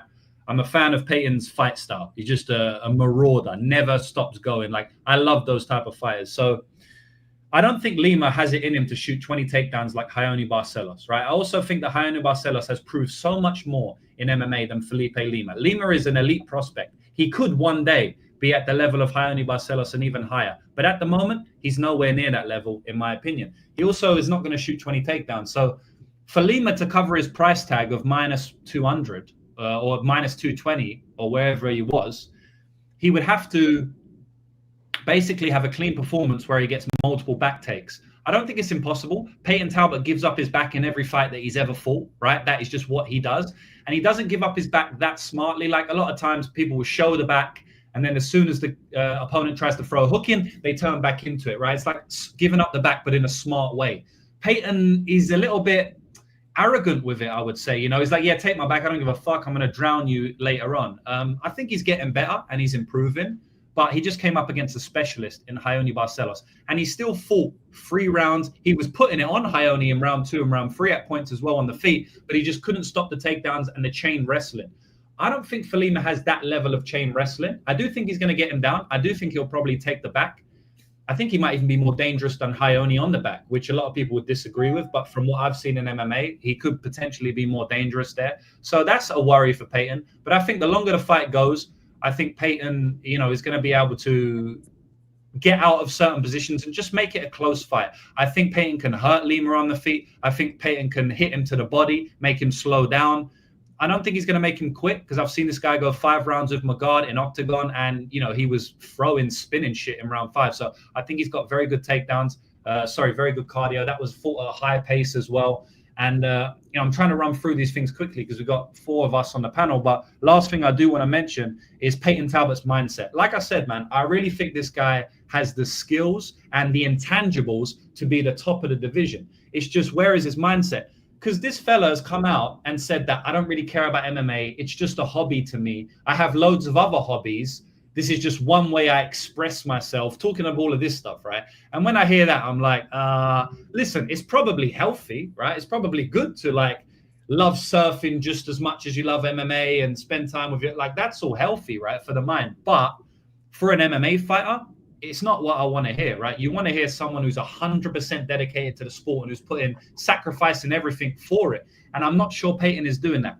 I have seen some footage of Payton over the last 3 months, and I think a lot of people will not have seen this. But there's a vlog of him, right? And he speaks about the fight. And so he says that it pissed him off that he lost that fight. He said that he's been training wrestling every single day, so that never happens to him again. He said going into the Barcelos fight, he knew it was a terrible fight for him because of the grappling, because of the takedowns. He still took it because every other fighter declined the fight against him. He also said that in the first round, Raoni cracked his vertebrae in 3 places. And after the fight, he passed out in a different state in LA or something. And he went to the hospital and thought he was going to die. He thought there was bleeding on his brain. It just happened that he had vertigo. He went to a chiropractor. Chiropractor cracked his neck and the pain went away completely. I don't say that to say that it affected him in the fight, because it probably didn't. I don't know. I don't like to say that. What I will say, though, the reason I'm bringing that up is because he's got elite grit, heart, durability to literally his spine got cracked. He was fucked and he made it to decision, putting it on him in round 3. So I think we can't question his heart and his mindset. He released the music album 2 weeks ago, right? So when I saw that, I was like, what the fuck is this guy doing, man? He needs to be focused on MMA. But from the interviews I've seen of him, he looks like he's all in, man. So I'm happy to take a shot on Payton Talbott at plus 160. I think it's a big price tag for somebody who doesn't need to fight clean to win the fight, whereas Lima needs to fight an epic, clean performance to win, in my opinion. So that's my breakdown, boys. It could be biased because I think Payton could be a good fighter, but that's what I've got for this one. Chris, what do you reckon, bro? So, yeah, similar to what you've just been saying there is that, sometimes I'm a bit of a kind of all-in kind of guy. I'm really focused on MMA. Anything I do outside of MMA. Seems like I'm kind of cheating myself.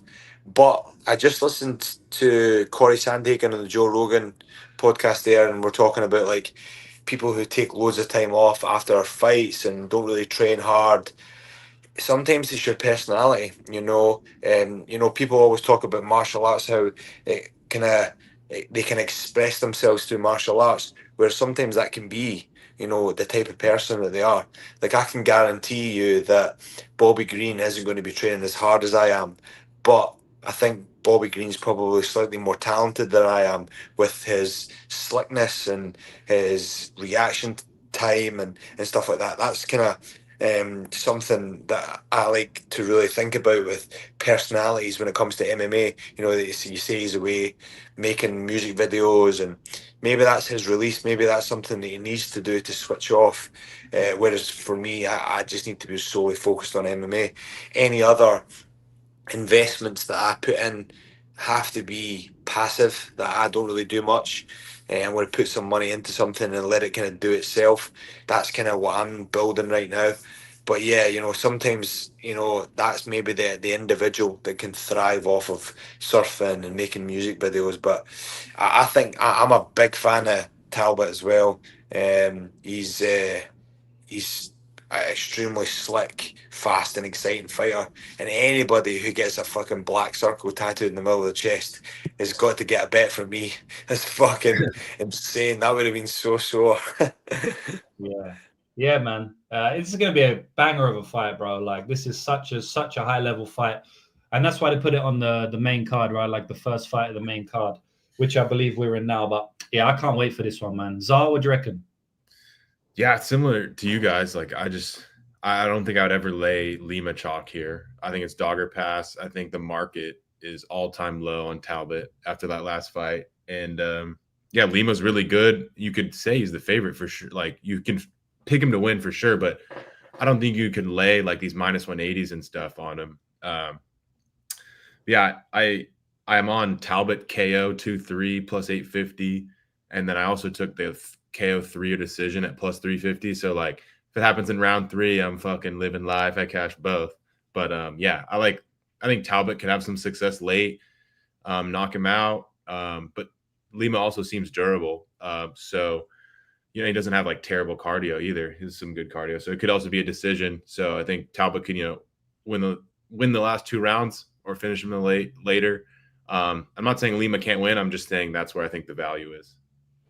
Yeah, and Gus is asking, is Talbott still at the Rene McDojo, or is he getting some more high-level coaching? So yeah, Talbott trains in Reno, which is in Las Vegas, and I think it's the first gym he ever went in. And, I've seen some of the videos from the gym and that, because obviously I'm trying to get an insight into his training partners, how high level are they, etc. Has he got relentless wrestlers, because he needs to improve in that realm? And I honestly think it's one of those gyms where he's probably the best fighter at the gym, which is obviously not great. And he's not going to get high-level looks from that many fighters. I'm sure he's, fought some fights, but I can't see anything where he's getting high-level competition, which is obviously a negative. So, yeah, Gus, he is still at that gym, and I don't think he's training with the guys that Felipe Lima is. Lima's out of All-Stars in Sweden, and they're a solid gym. That's where Gustafsson is. That's where Hamzat used to be, and that's where Josephine Knutson is. That's where a lot of fighters have trained out of. So definitely higher level training partners on the side of Lima. JB, does Talbott not sometimes train at Syndicate a little bit sometimes as well? I'm not sure. It could be. I'm sure I've seen him in there to Syndicate. Syndicate's run by John Wood and Joanne Calderwood. And I'm sure. Hernandez train there? Say again. Does Fluffy Hernandez train there? Anthony Hernandez in Syndicate? I'm not sure. I think he trains in Cali, bro. Okay, yeah. Hernandez. But yeah, I'm sure I've seen Talbott in Syndicate. Maybe it was just a drop-in visit, but I'm sure I've seen him there. Where is okay? So yeah, Syndicate's in Las Vegas. So yeah, possibly, because he lives there. Hopefully he is, man, because he needs to be getting better training partners than the current gym he's at. And he's done well to get to the UFC with the current gym, but he definitely needs to upgrade some of his training partners. One thing I want to say about this as well, JB, before I throw it to you, is that I think this is the biggest line move we've ever seen in MMA betting history. And what I mean by that is the last fight, he was lined minus 1,400 or 1,500 against Raoni Barcelos. And now he's plus 160 against Felipe Lima, who's someone who's way more unproven than Barcelos. And to some degree, has a similar-ish skill set. It's not like he was fighting a wrestler and now he's fighting a striker or something like that, right? So I'm not saying anything, right? Like maybe the line move is warranted, but we are gamblers. And one of the ways that I've been able to make a lot of money is looking at historic lines versus current lines, you know, and sometimes that paints a better picture than any of us could paint, even analytically. So I'll just leave that one out there for you boys. He was minus 1,500 in his last fight and he's plus 160. So has his performance really changed the line by that much? We'll find out this weekend. So I'm saying like market's all-time low. Yeah, massively. JB, what's up, bro? Yeah, no, I mean, Felipe Lima's great, bro. I love everything he does. You know, he's got great cardio. He's got good jiu-jitsu. If he takes the back here, you know, he could be in Payton could be in trouble, but cardio is excellent for Payton. He's got really good striking. His range is perfect. And he pressures guys, you know. Like you said, he can be a little bit lackadaisical in the back takes, right? Like he lets guys take his back. He let Niko Gear take his back before absolutely destroying him. Reyes Cortez was able to have grappling success, but he just starts to steamroll the later the fight goes. You know, he could be improving on the takedown defense, and you know he's kind of tall here. Lima's a little bit short of at this weight class. I believe he did fight at 45 in the Naimov fight, but you talk about historical lines, like he was a minus 117 against Muhammad Naimov. Then he was a minus 250 against Miles Johns. Okay, like that line might have been a little bit better, but like, I don't know, man. Now you're giving me, what's he, like minus 200 here against Talbott? His toughest opponent yet, the best striker he's fought, the guy that has the best cardio. Those two other guys, Miles Johns does not have good cardio, and Muhammad Naimov does not have good cardio. We almost cashed an underdog ticket against them last weekend. So, yeah, man, I think Talbott's shouldn't be an underdog here. At best, like Felipe Lima, minus 150. He's got the back upside. Both guys' cardio checks out, but I think Payton could damage him here. That knee that he hit Simon with, man, like, whew, you got to be worried. So, yeah, fight to go the distance is minus 170. Talbott decision, like, close to plus 500 on some books. I think that's stupid. I took a stab at both already. Yeah, let's go, man. Very talented guys, so I can't wait to see them in there. Maybe, I guess you write down Talbott for us, Zar. I don't really know about the ITD or the points. I would say Lima's so advanced that he probably would last to a decision, but at the end of the day, man, they're swinging big shots in there. Talbott's a pace fighter. I like the points personally. I took it at plus like 470, I think it was. Like, I think that it's a massive price. Am I right in saying that there's the biggest underdog ever in UFC history on this card already? Is that right? Yeah.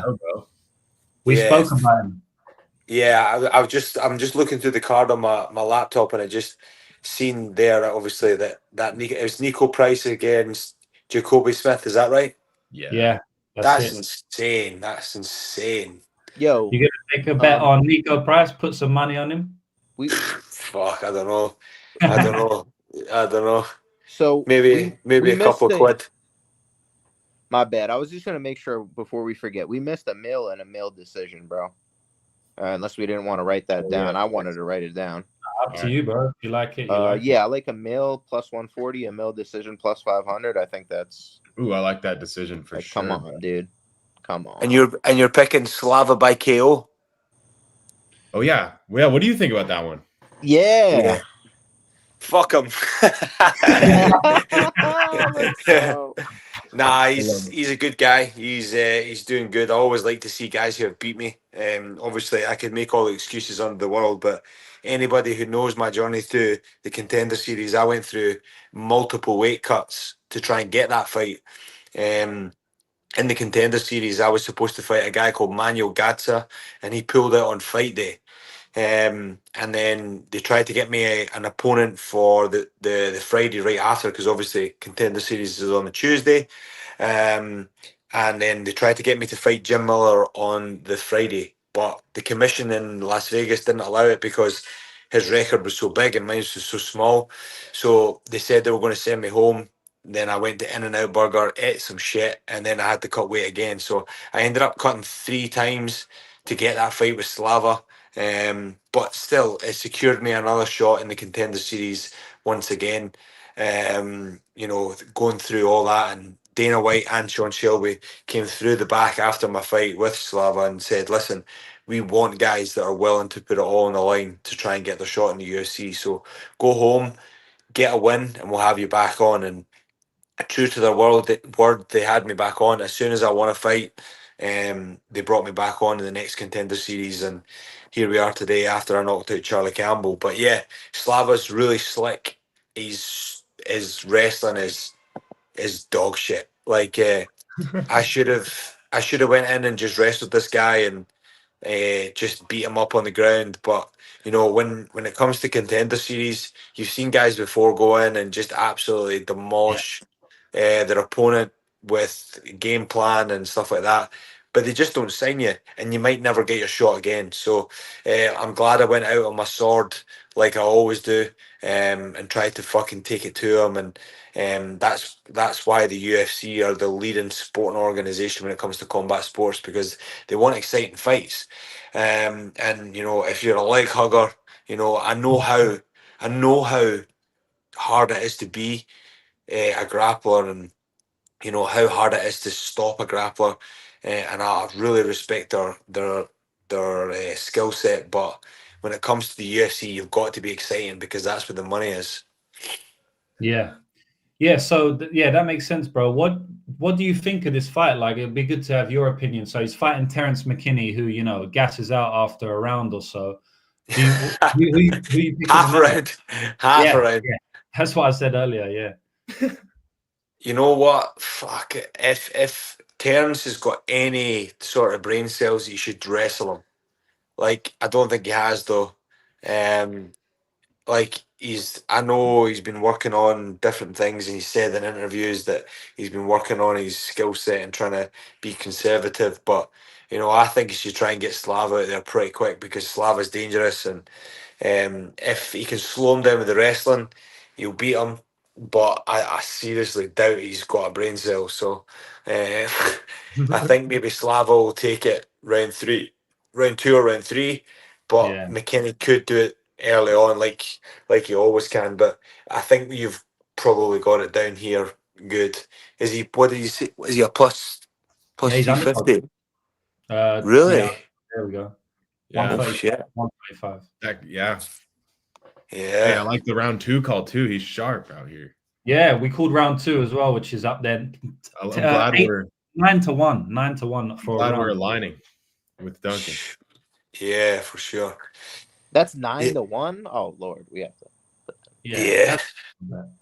I might already be in my parlay. I didn't want to make it beforehand, but I kind of might have it. Yeah. It's always tough picking specific rounds, but I mean 9-1 is massive. And Chris, from what you said, like, what percentage would you put on it? So us as gamblers, right, what we do, this is how we bet. This is like just the nuts and bolts of it. We look at the fight, we break it down, and then we assign a percentage to each fighter, because no fighter is ever 100% to win. You know what I mean? No. Except for you against Rebecca, you know what I mean? I'm going to watch that. So 100% win, bro. But outside of that, outside of anyone I know personally, there's no 100% wins, right? So what we do is we say, okay, I reckon it's about 60-40. And then we look at the odds. And the odds always have a percentage correlated to them. So it's betting nerd shit. But plus 150 is like, the bookies are telling you he's got a 40% chance of winning. So if we give him a 60% chance, but the bookies are saying 40%, we're just going to bet it, right? Even if we're not that confident he's going to win. So that's how we bet it. So the question I have for you is, like, if you had to assign a percentage to Terrance McKinney versus Slava, what would you line it at? The way I would look at it right now is, Terrance has never won a fight as went past the fucking first round. Like, he literally hasn't. So I'm already thinking Slava 2-1, because Slava can go all 3 rounds. Whether Terrance is smart and has been, like, for instance, you were talking about like Talbott like fixing his wrestling.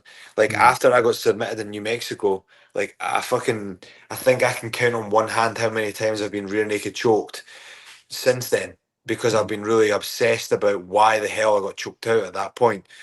So if Terrance is smart and upped his game and tried to fix that, which I don't think he has, because I don't think he's got much of a brain cell, but I think he's going to try and come out and try and obliterate Slava. So yeah, I'm probably going to go with Slava too, just because, you know, he's slick, he's patient, and in the other hand, you know, Terrance isn't. But you know, like you say, you just don't know with this betting stuff. But I would definitely go maybe even 70-30 for Slava. Yeah, that's massive, bro. So like, if that was me and I was calling it 70-30, then I would make a massive bet on Slava, because the odds are so different. You know, like I'm saying 70-30, but the odds are plus 135. So the odds are saying he wins like 40%, not you know, just around 40%. And if you're saying 70, that's a 30% difference. Like that's when you want to put a lot of money on. So that the bigger the difference, that's we make like a bigger bet. That's when we make some units. Yeah, that's it, bro. So I already got some units on Slava. If he wins in round 2, I have massive. I'll be a big cash, bro. So yeah, fingers crossed, man. So yeah, we can move on to the next one, boys. I think we spoke enough about the Talbott one. Yeah, I'm all right. This is round 3 decision. Down. Don't mind. Yeah, that might be sharp. All right. Yeah. Who we got next?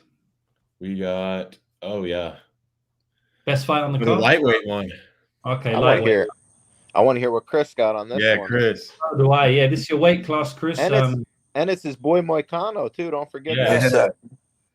Yeah, obviously I'm gonna have to go with Moicano. I've been seeing a little bit of his sparring and stuff like that. I just think Dariush has taken a lot of damage in the last few fights. He's had a lot of knockdowns, knockouts. Obviously Moicano's been knocked out by Fiziev. Who else is obviously he got beaten by Islam in his last fight, but you know, Charles both knocked him out. Yeah, for sure. But remember as well, you know, Moicano's been kind of back-to-back fighting southpaws. He fought Islam, he fought Benson Noir, or whatever his name is, and now he's fighting Beneil. You know, I think he's got a little bit of an upper hand on that, and I've seen him in the gym. He's looking sharp. He's got some cool strategy coming into this fight. So I reckon it will be an absolute. I think he'll beat him by ground and pound, to be honest. You know, obviously Beneil's super dangerous and he's a veteran, but you know, I think just Moicano's in such a good trajectory right now, and like I say, he's been preparing for southpaws back to back. He's my boy, so I'm gonna go with him. Yes, sir. Money Moicano. JB, what do you reckon? Yeah, it's literally my favorite call of all time. I said Moicano could get the KO in round 3, and he did against Jalen Turner. And then I bet him again against Benoit Saint Denis, and he came out and he got it again as an underdog in Paris. Like, man, the guy has had some really good performances lately, but then the loss to Islam, I don't think the market is gonna like even react to that whatsoever. Maybe it did a little bit because the line's different from the first fight, but it's like, you know, are you really going to knock Moicano for a loss to Islam Makhachev on short notice? Like, I don't think anybody is personally. So then you kind of look at the last few performances. Jalen Turner, right, is like, has him on death's door, decides not to go to the ground because, you know, maybe he thinks Moicano's too dangerous or whatever he thought. I don't know what that was. And then he gave Moicano out back into the fight, and that's why we were able to get that round 2, round 3. And the thing I love about Moicano and just the ATT guys is they're going to take it how they could get it. It's the most optimal path. It's never, oh, I'm going to go only for this rear naked choke. And we saw it in that fight. He just dominates him with ground and pound. Who was the other guy that New Zealander that we – what? New Zealander, sorry. It's not Dawson. Dawson had it against Garcia. I cashed the KO ticket there too. But then there was another KO ticket we cashed. Like you had the sub, I had the KO for whatever. Too many bets we cashed. What's the guy's name? From ATT. Really good grappler. PFL fought Mads Burnell. JJ Wilson. JJ. Thank you, bro. Thank you. Yes. And then it's just like, bro, if you're going to give up the sub, they're going to take the sub. If not, it's going to be the KO. Like, I would be interested to hear a little bit more, like, what the philosophy is. Like, or I know you said, like, they'll just work whatever you're good at, right? And try to make you better at that. But, man, like, we've seen a lot of ground and pound finishes from these ATT guys. So is this something y'all are drilling in the gym, or is it, like, more so these individuals, like, man, Dawson came out against Garcia, and he just was ruthless with it. Moicano versus BSD versus Turner, and then now Wilson. Like, what's the secret, or is it just We're all on steroids. No, Yo. you know, the kind of resilience and the kind of, you know, being in the trenches here, you know, really stacks up against you. One of my training partners, Robert Whiteford, he's another Scottish. He was the first Scottish guy signed to the UFC. He talks about the small battles won in the fight. You know, for instance, like you've seen. When Moicano fought Saint Benoit, you know, he took him down, he beat him up, and then he got him up, and then he was absolutely fucked. All these small, like for instance, like building up from the ground against Moicano is so taxing because he's so heavy on top. You know, all these small battles are won within the gym with high level guys, and I think that's why, you know, we tend to take the lead on these sorts of guys because we're in the trenches, taking the pressure on 24/7, 7 days a week, and literally, guys, like you don't get an easy round in here. Everybody's a professional. Everybody's like got a fucking undefeated record, or they've got a fucking mixed record because they're in the UFC. You know, it's straight killers from here. And you know, like in fact, I think it was, when was it? It was Wednesday. I went with a guy who was just like, I've never seen him in the gym before, and he looked similar size to me, and I was like, right, I'll go with him. I fucking subbed him like 5 times within the round. I was like, fuck, you know, maybe I need a couple more rounds like that, make me feel good, you know. So it just shows you, you know, the level it is here. It's like the guy. It's also as well like you've got so many different talents coming from all across the world to visit this gym. It's not just the team. You know, obviously we've got our bread and butter when it comes to ATT, but you know, there's hundreds of thousands of guys come through this gym every single year. Yeah. How does it work in the gym? Because it's a massive gym, right? So like, is there separate training sessions all throughout the day, and you're going with the same people? Like, so Dustin Poirier is always going to be in the 12 p.m. kickboxing, so you know you're going with him, or is it you just drop into whatever class you want to make it? Are you getting trained by the same coaches each time, or like? Yeah. I just wondered how it works like that. So they've got the class timetable, like Monday wrestling, Tuesday sparring, Wednesday's got the Mike Brown's class, Thursday sparring again, and then Friday morning is jiu-jitsu with Parumpa. So the kind of schedule set for me it's a little bit different this time because the guys, obviously I've got my own coaches here, Mike Brown, Tiago, all these sorts of guys. They've kind of tailored my training so I'm not on the same mat as Rebecca, just so it doesn't make it awkward. But like Monday morning, I'm on the same mat with them because the gym's super busy Monday morning. Whereas like we try not to spar in the same room. We've got like 5 or 6 different rooms that we can spar in. So you know we try and separate it in that sense. Whereas you know, and also as well, like your coaches, like they kind of run your schedule. You don't really get to run your schedule here. They kind of tell you when to rest and when not to. So that's where it kind of differentiates. But the timetable and the kind of structures of the classes, Monday through Friday, the morning sessions are usually the team classes, and then everything else on top of that's kind of divvied up between the coaches and stuff like that. So that's kind of how it all works. Yeah, interesting, man. Yeah. So Zard, did you go on this one? Yeah, no, I didn't. But I think it's like a really 50-50 fight. I think at the early line it was dogger pass, just because you know I take any underdog in this fight. So I have a little bit of money on Dariush in the 140 range. But I also like violence in this fight. I feel like both guys are finishers. You know, maybe getting a little older. So yeah, I think I like violence, and I think it's dogger pass. Any plus money you can get on a side, I would take. Yeah, so yeah, I did take Beneil Dariush in the first fight at plus 180. I thought it was a very big price. Now I took him again at plus 120. And now it's like pick 'em, right? So the lines move down dramatically. If you're talking about plus 180s before to minus 110s, I feel like it's a very close fight. Like Zar said, it's definitely an underdog fight, in my opinion. You bet on the underdog.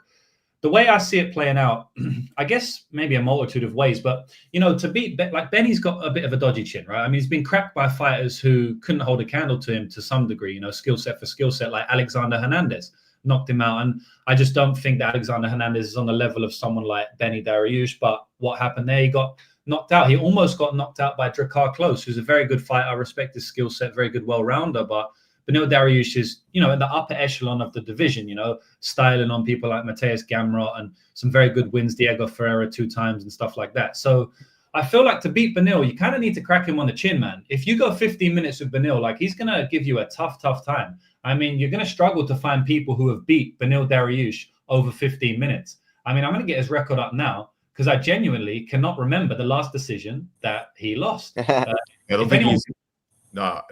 think he's lost a decision. There's a lot of green on his Tapology. That's all I'm going to say. That's why I like violence, bro. They're both finishers, like pretty good finishers, and they both, lose by finish. Yeah, so he's 22-6-1. Every single loss has come inside the distance to Beneil Dariush. So that tells me 2 things. 1, you can crack him, he can be hurt. We know that. 2, he's a motherfucker with the skill for skill, because he's going to be able to match you every way. He's a very good striker, very good body kicks, very good scrambles. And, Moicano, he does mainly go for the grappling. He's a, like Chris was saying earlier, he's a specialist, he's a grappling specialist. And Beneil never gets grappled, man. Like, I think he got submitted by Chiesa back in the day, which is kind of crazy thinking about it now. But, again, he's a specialist who will take the back as well. He's submitted some pretty good guys. So I'm going to do a hot take, right? Don't post this up until it's done. But it'll be Dariush kicks. He'll sweep his leg again. He'll get his back. He'll take his back, and then he'll really choke him. I love it. That's similar to BSD. That's similar to what he done to him. Obviously, he ground and pounded him to death, but that's what I'm going to go for. And we can clip that into the end. Nobody in the chat clip this in and do it. Wait until the fight's done, and we can all clip it.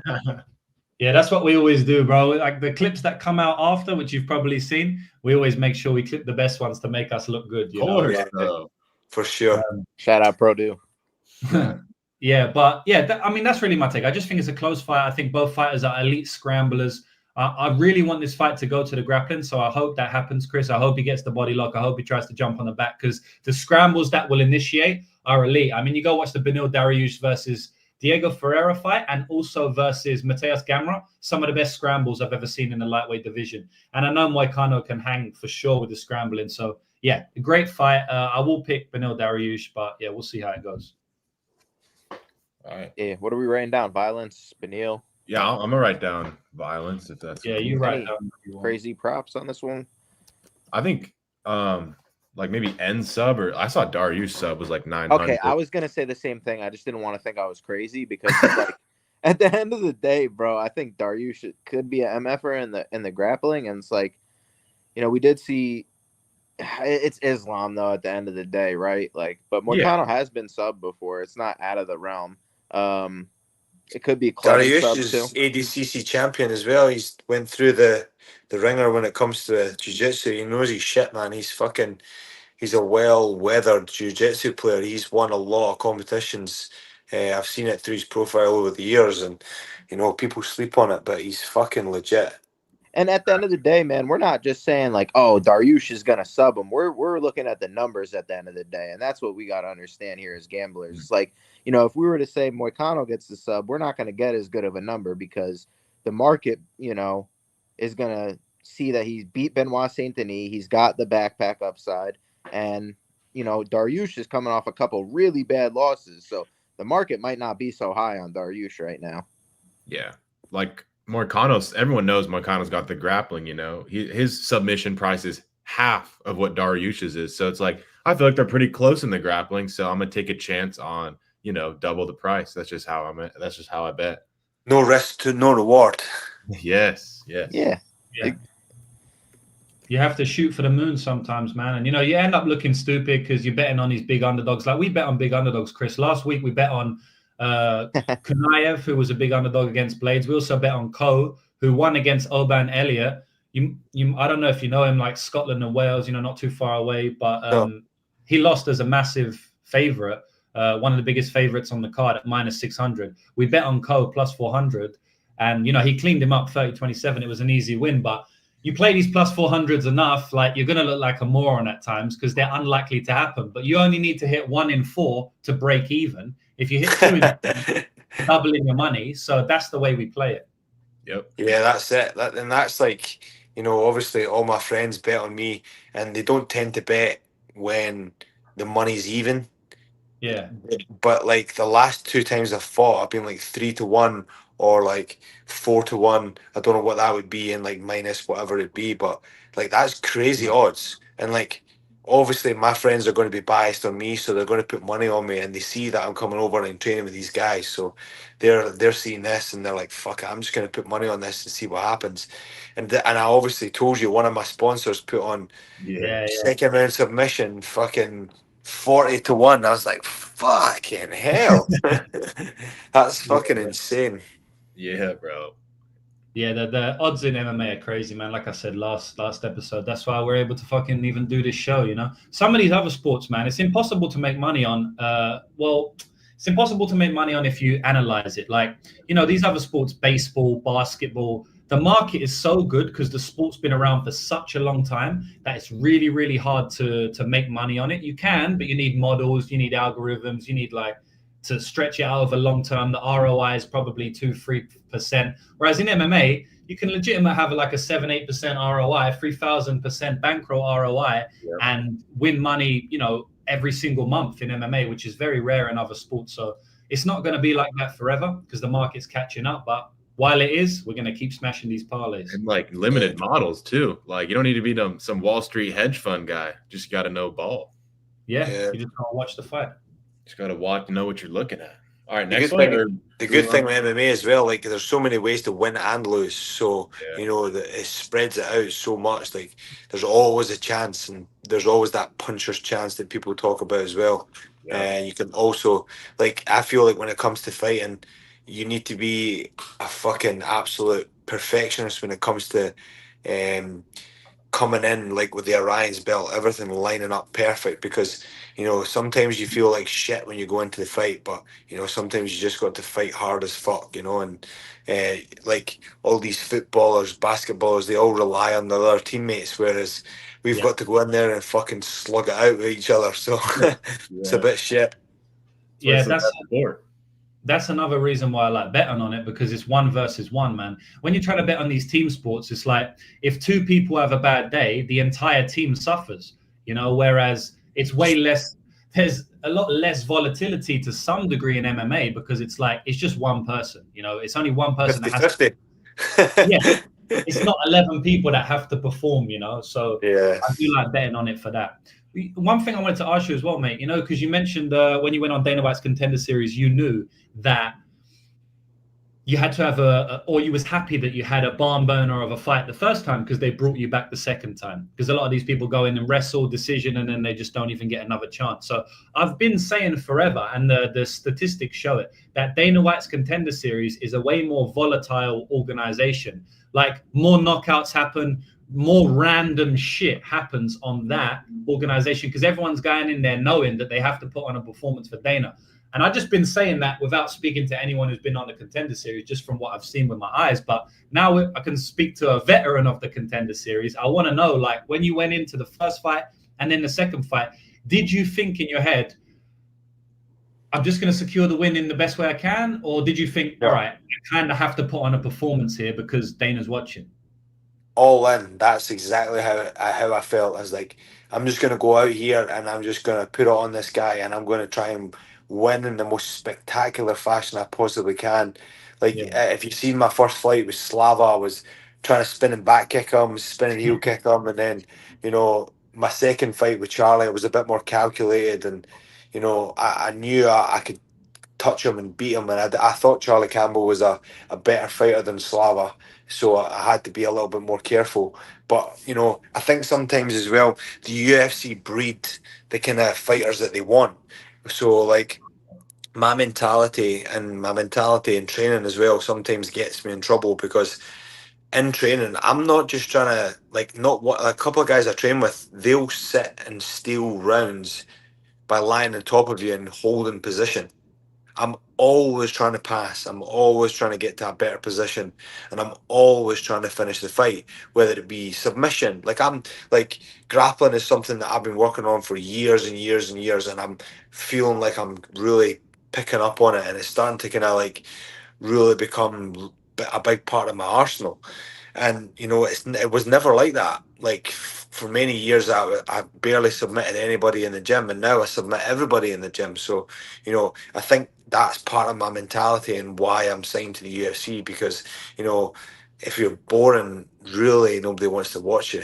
And it's just unfortunate, because some of the most skilled individuals are the wrestlers and grapplers, but they just don't get to show it, because it's a fighting sport at the end of the day. And the UFC really push for barn burners. That's why they reward you with 50 grand of performance of the night or knockout of the night. And they're looking for these fucking crazy individuals like your Sean O'Malley, Justin Gaethje, like what's Nate the Train. Like, they love these sort of guys. These just fucking absolute killers. And that's why they're the best sporting organization in the world. The UFC is going to be bigger than football very, very soon. Yeah, man. People forget it's a baby sport, bro. It's literally like, I think the sport's younger than I am, if not the same age. Yeah, 25 years. Insane. Yeah, and not even the modern sport as we know it, right? Because when it started off, these motherfucker had shoes on, full Dr. Martens booting you in the face, and that it's like it's completely changed now. So the sport that we know is even younger, is in like 10 years old or something. Like, I mean, they just changed the rule the other day, downward elbows. They're not really doing that in many other sports, consistently changing rules. I mean, we can't even have the same rules in different countries and stuff. Like, it's not even a worldwide sport yet, but it's definitely growing fast. So also, I just want to say shout out to, we got 1,240 live viewers right now. So that's a lot of people, man. I really appreciate everyone coming in, and everyone go and shout out to our guest, Chris Duncan. That's 2 times he's been on in a row now, and he's given everybody a lot of insight on the other side, which is good info that we can use to hopefully make some money. And go and support Chris, because he just, if I'm not mistaken, Chris, you just sprung out some merchandise recently. Yeah, that's right. So if you head over to my Instagram, it'll be in the bio. Obviously, I've got the Gilly shirt. I've got the Gilly shirt on there. So that one. Anybody who... You already bought it, Czar? Yeah, I bought the Gilly shirt. All right, I'm nice. in. Oh, yes. James, you got to get it too, and then we all wear it on the show. Bro, sure. Amazing. Thank you, guys. It might sound silly. Obviously, you guys are betting all the time and stuff like that. Being a fighter, you need to be super conservative with your money and trying to find other avenues. And remember, I said to you, I don't want to do much else with my money other than train. So, having a source of income where it comes from merchandise is really appreciative of you guys going and buying stuff like that. And it really helps the fighter. And thank you guys for going ahead and buying that. So I appreciate you guys. Thank you. Yeah, of course, man. Of course, bro. Like I always say, man. People think we're millionaires. Yeah. No, it's struggling. Like, I got a friend competing on the Contender Series soon, and he's like, bro, he's full-time fighter, professional fighter, and he's struggling. You know what I mean? Like, it's not easy. He's got to rely on sponsors and stuff like that. Life of a fighter is fucking tough. Like we spoke about on the podcast with my mate Fats the other day. So definitely, like, we're making a lot of money off you lot sweating. So, if we can help out with a fucking t-shirt, bro, like that's the for sure. The shit's dope. Oh yeah, I love that one. Yeah. Problem, Gilly. That's a mad one. It's good. You did some good design as well. Sometimes some of these, like the thing about, as well, like fighters or content creators, you got to put out something good. You know what I mean? Like, you can't just put some shitty shirt that says Duncan on or something. Like, you've done a good design there. Yeah, that one's cool too. I like them. The reason why we went with the guillotine, because when I won by guillotine in France, obviously I got my 50K, and then that's obviously where the guillotine was invented years and years ago. So that's why we put that up, and that's that's a collaboration with Rock and Roll Tattoo Studio, who is a sponsor of mine. So shout out to them, and head over to the page and get a little collab with that one. And make sure if you're going to buy your t-shirt, hit me up tag me in a story, and I'll share it on my page. And thank you for it. Dude, let's Yes, go. sir. Yeah, I'll definitely got one of them. Do they deliver worldwide? Yeah, they definitely do. I bought one. Obviously, keep this to yourself as well. It's going to be a surprise because obviously Dustin showed me the Gilly grip, so I got him 2 T-shirts. So I'm going to give them to him when they arrive. So they should be coming ASAP to here. Nice. Well, yeah, there's no one listening. It's just me and you here, so I'm sure we'll keep it to ourselves. All right, boys. Next fight of the night. Best fight of the night, in my opinion. This is a fucking banger of a fight. Chris, you got any insight into these two crazy flyweights? Nah, so I've got a lot of respect for Royval after going to Mexico. He was in Mexico with me, and I don't know what it was, man, but he was going through some shit when he was there. He was fucking like he was emotional out the back, and it's hard going into a country like that in New Mexico. And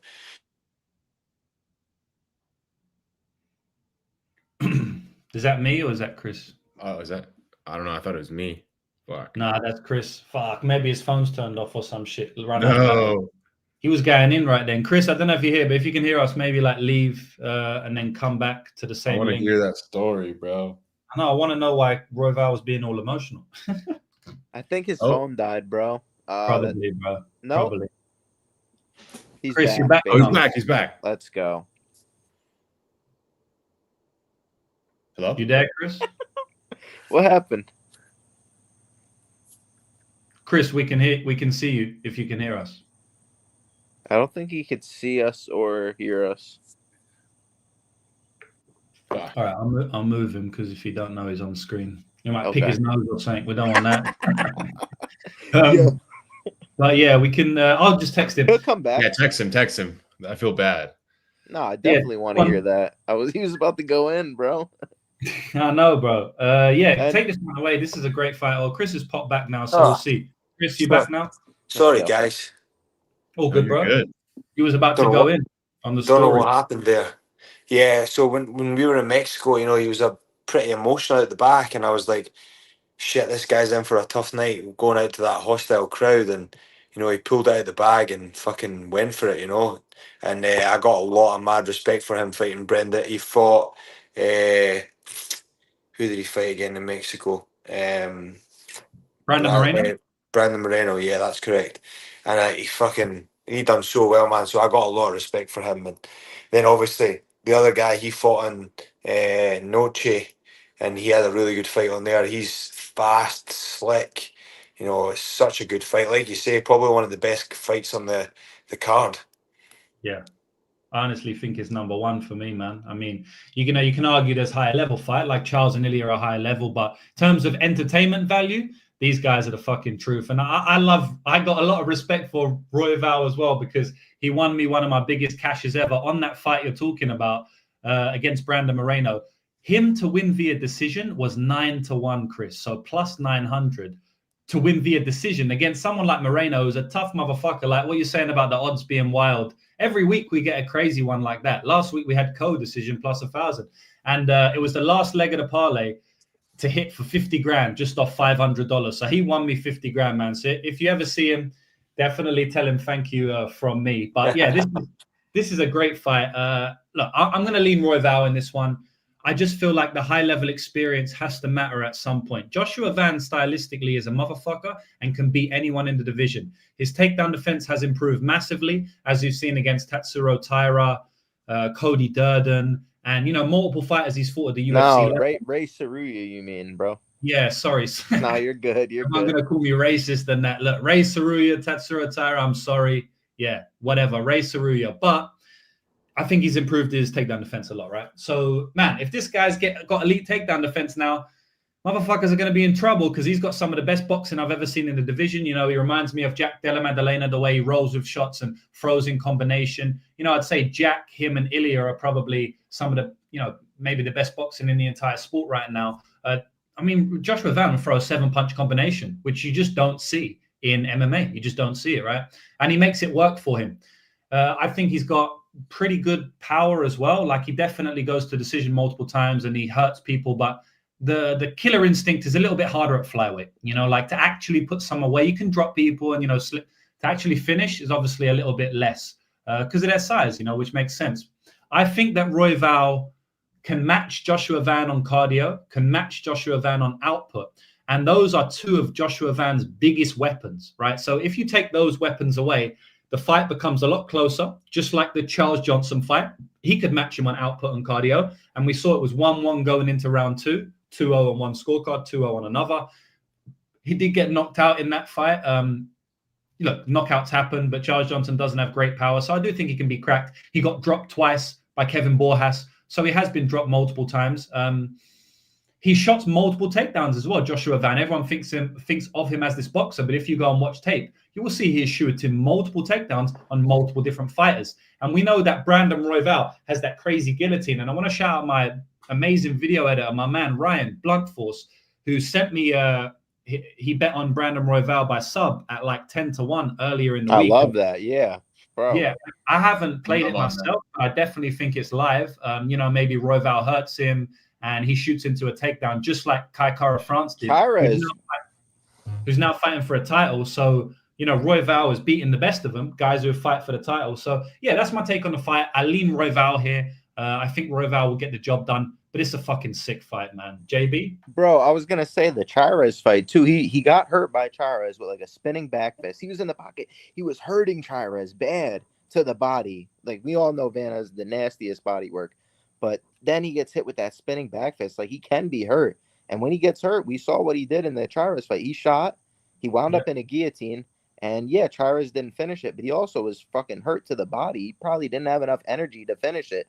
You're not going to get Royval tired. And if he jumps on that, we've seen Van sub before. And like you said, at 125, it's harder to put these guys away via knockout. The sub rate is where I look towards at flyweight. So, yeah, I like Brandon Royval here. Just to make this chaotic, he can get hit here, but if you're going to go to the body, you got to watch those knees up the middle, and Royval is slick with that. So, I could see him catching Van coming in, just hurting him there, or just getting to some grappling positions. I know Tsuruya, he wasn't able to get him down, and we know Tsuruya is really good, but Tsuruya is not as good of a striker, and he doesn't have as good of cardio, and we saw that there. So, what happens if a guy gets Van down and he has cardio?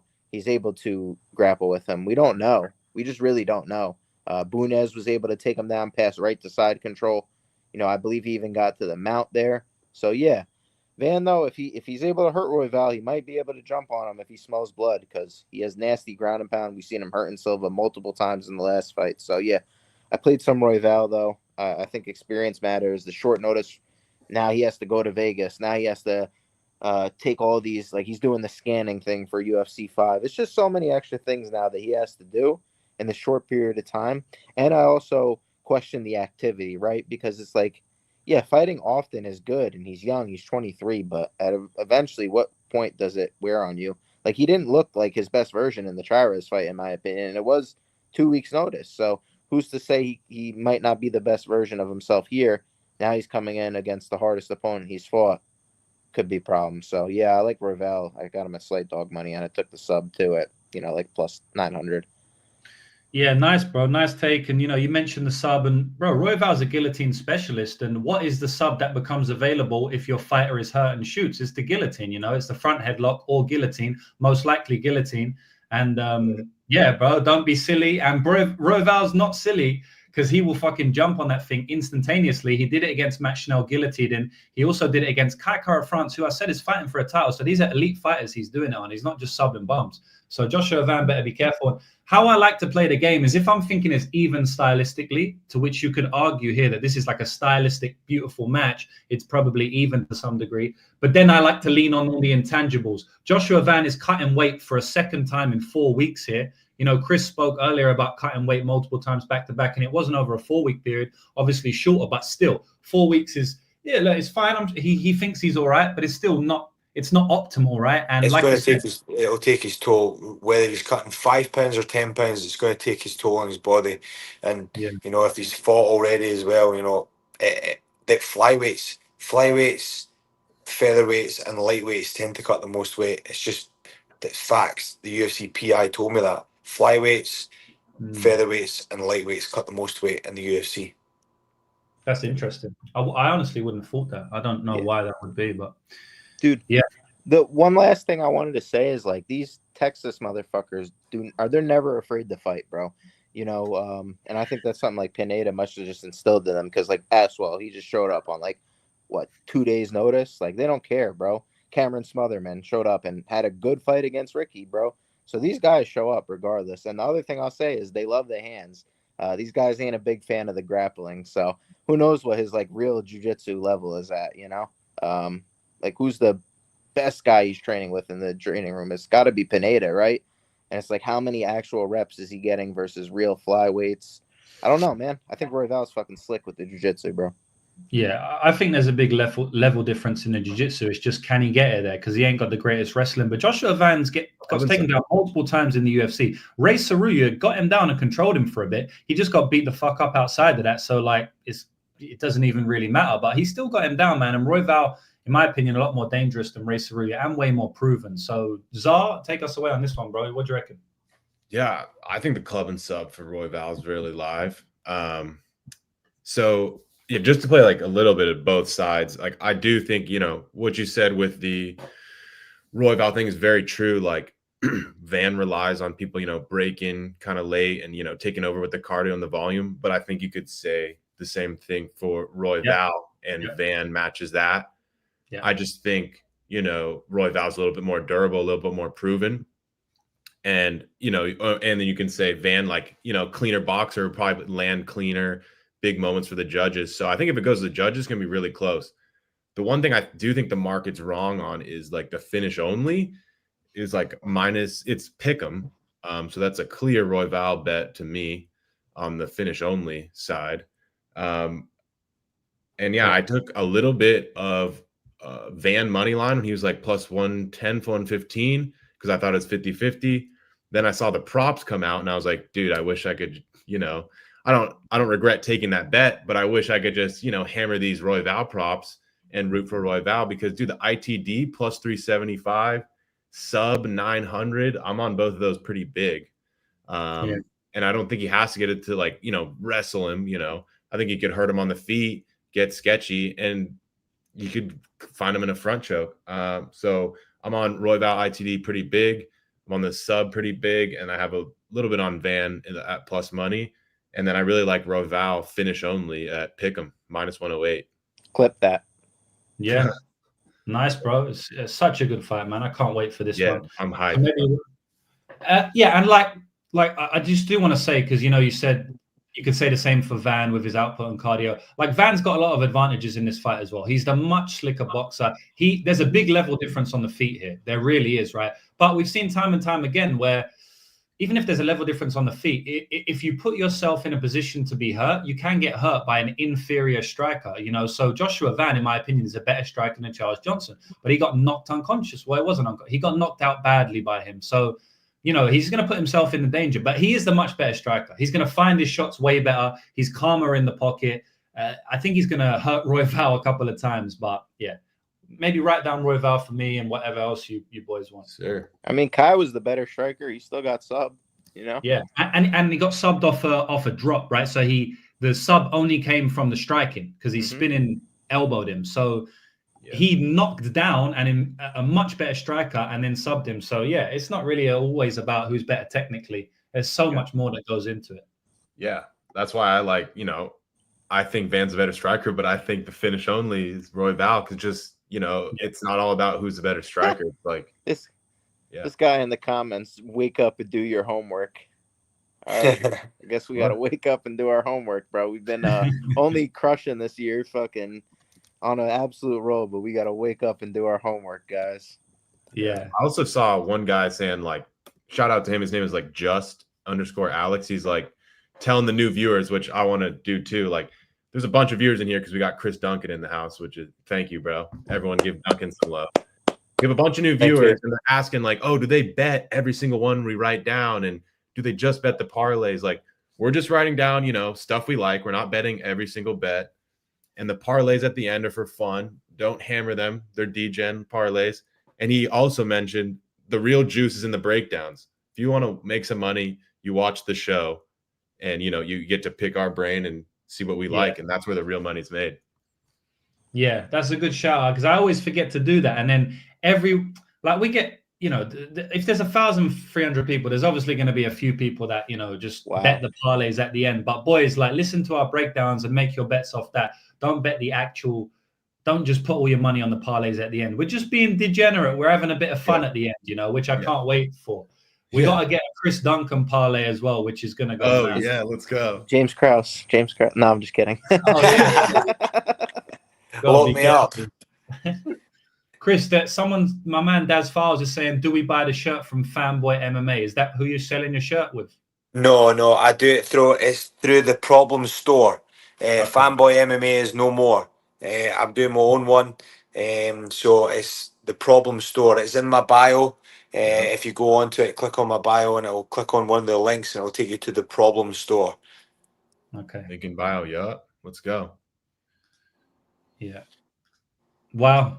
Here we are. Co-main event already. We're on the co-main event of the evening, and I have to be a bit biased for this one. I'm going to put a disclaimer out there because obviously Kai Kara-France is from New Zealand, the country I live in now. So, my friends are good mates with Kai. The funny thing about Auckland, New Zealand, I don't think you lot have been here before, JB and Zar, but everyone knows everyone. It's like a little village. It's kind of funny, man. It's meant to be a big city, but everyone's so interconnected.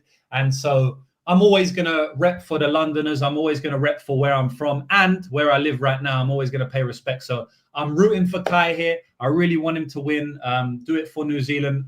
And honestly, I do think he's got a good chance to win, So you can decide for yourself whether you think I'm being biased. But I'm going to do my best to just be unbiased because at the end of the day, man, I'm trying to make money from it, I would never bet against someone I know, but maybe I would just stay away from betting on the fight. Because, I don't want to bet against someone I know, but I also don't want to bet on someone just because I'm trying to root for them, right? So I honestly think, regardless of even if this guy was from Spain or something, I think he's got a good chance to win the fight. And look, I'm just going to go back to their first fight. This is a rematch for a lot of people that don't know. They fought on The Ultimate Fighter 9 years ago, and it was a 2-round fight. If you know The Ultimate Fighter rules, it's only a 2-round fight if one fighter takes both rounds. If it's 1-1, they go for a sudden death round 3. And Alejandro Pantoja won that one 2-0, right? So they didn't go for a third round. I watched that fight the other day. That shit was a 50-50 That was fight. 1-1. You could have given Kai fucking both rounds. Yeah, could have been 2-0 Kai. That was honestly a very, very close fight. And so let's just say that, right? They fought already, and it was an extremely close fight. Now, 9 years later, what's changed? Everything's changed. Pantoja's way better than he was, and Kai is way better than he was. But guess what? Their fighting styles are exactly the same, right? Because they are who they are, but it's just way more refined. They got way more skill set, right? Pantoja's still going to shoot. Pantoja shot, I think, at the 8-second mark of the first fight, right? He probably will do that again. Pantoja is a relentless wrestler. He's going to shoot 20 takedowns a fight. He's going to look dead gassed in round 3 and somehow dominate round 5. The guy's got a 2nd, 3rd, and 4th and 5th wind, which is a lot of these flyweights, they never really get tired. But Kai Kara-France also has elite cardio. I know for a fact out of CKB that Kai Kara-France is number 1 on the bleep test. If any of you lot know the bleep test from back in school days, I don't know if Chris still does that now, but bro, that is a fucking cunt. Did you guys do that in America? Yeah, bro. Really? I would be sweating, trying to get the best score, thinking that it mattered, Yeah, man, the bleep test is a cunt. So I know that they do that in CKB, and Kai is number 1 there out of anyone and obviously, he's a light guy, so better cardio. But there is other flyweights there. They got Aaron Toe coming out of fought on the Contender Series. So Kai is known to be the best cardio there, just the best performer, the most athletic, whatever it may be. And I don't think he's going to have a trouble with the cardio in this fight. And if you're going to maintain an elite cardio against someone like Pantoja, or if you're going to beat Pantoja, you need elite cardio. So, bro, this is a really, really good fight. I love this fight. Kai's the much cleaner striker here. The only thing about Kai is that he can be a bit too patient. The reason he lost against Pantoja in the first fight is he was too patient, and I think it's because of the takedowns. Pantoja will capitalize on one mistake. If you throw your jab 2 inches to the right instead of straight down the middle, Pantoja's going to duck under and grab your back, body lock, and he's going to take you, ride you, jump on your back. He must be so annoying to fight, kind of like Marab, because any little mistake you do, he's just on you, single, double, back to whatever it may be. I remember his back take where he transported to the back from underneath Askarov. I've never seen anything like it. Askarov is basically standing over him, north-south position, but standing up.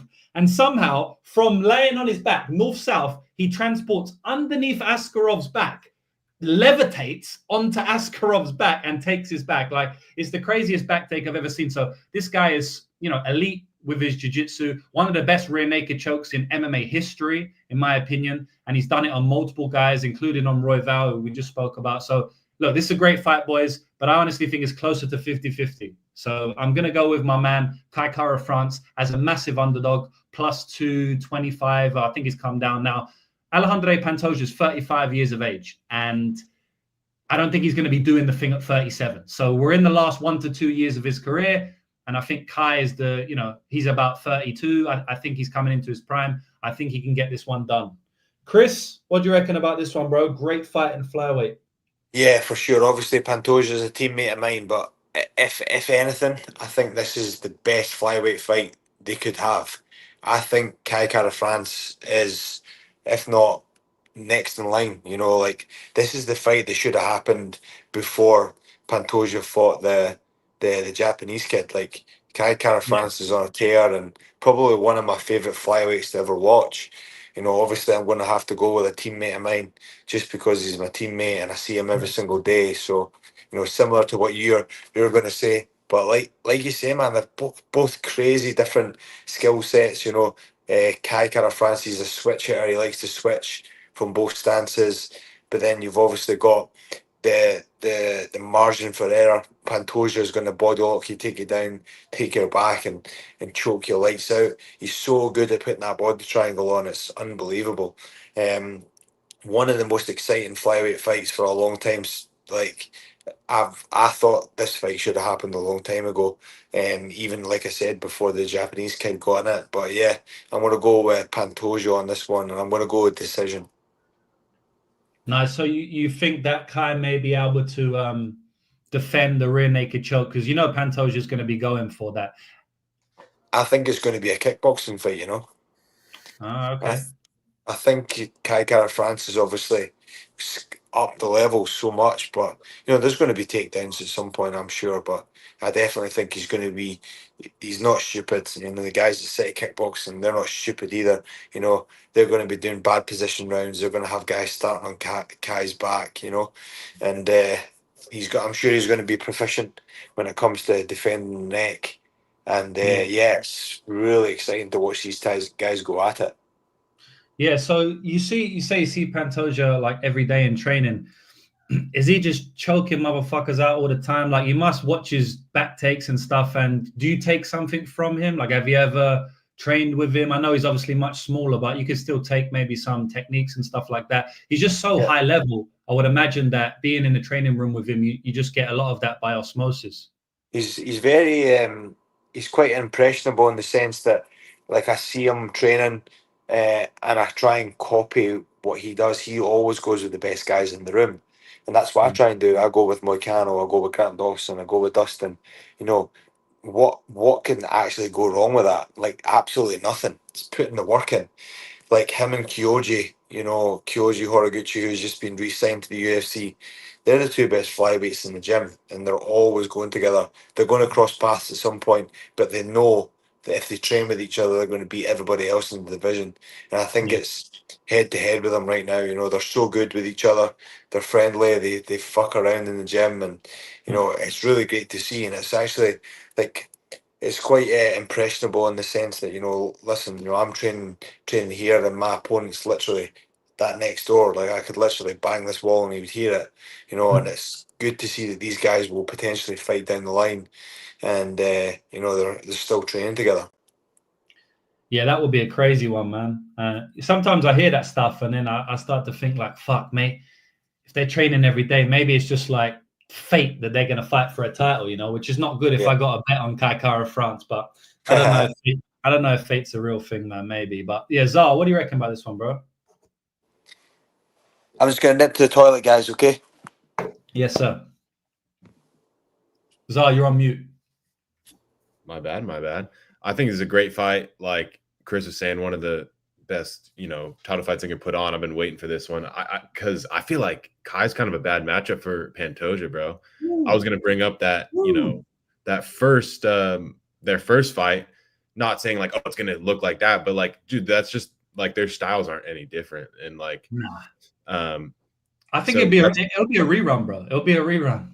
Yeah, like it's gonna be similar. Like it's the same person, bro. And like he couldn't grapple him. The striking was pretty close.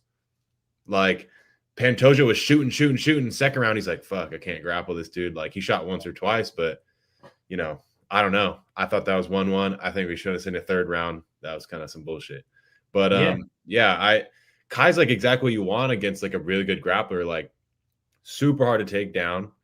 And he's got good hands, power, and some good leg kicks, cardio.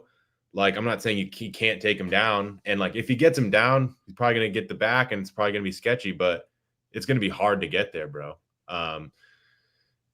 He has like some of the best takedown defense in this division. But Pantoja also some of the best back takes, and he can just randomly find his way there. So I think he's going to find it at some point. That could be the round. But also Kai could big moment on the feet. I think he's going to land in big, so he could take around there. So I think this is way closer to 50-50. I slightly lean Pantoja, but like the odds are not slightly lean. The odds are way towards Pantoja. So I'm taking a shot, or already did bet Car France at plus 220. I'm on the decision plus 450. And I'm on the goes the good distance at plus money. I think this goes the distance. I think that should be favored. And I got plus money on that. So yeah, Kai money line, pretty big on the decision plus 450. And then I like the goes the distance at plus money. Yeah, I love them all, bro. I think the line is fucking insane, to be honest, man. Seems 50-50-ish to me, bro. I mean, if you go back and watch the Steve Erceg fight, I mean, the guy lost it the guy lost it because he shot a takedown in round 5. I mean, Kai's not doing that, bro. Kai's knocking Steve Erceg out.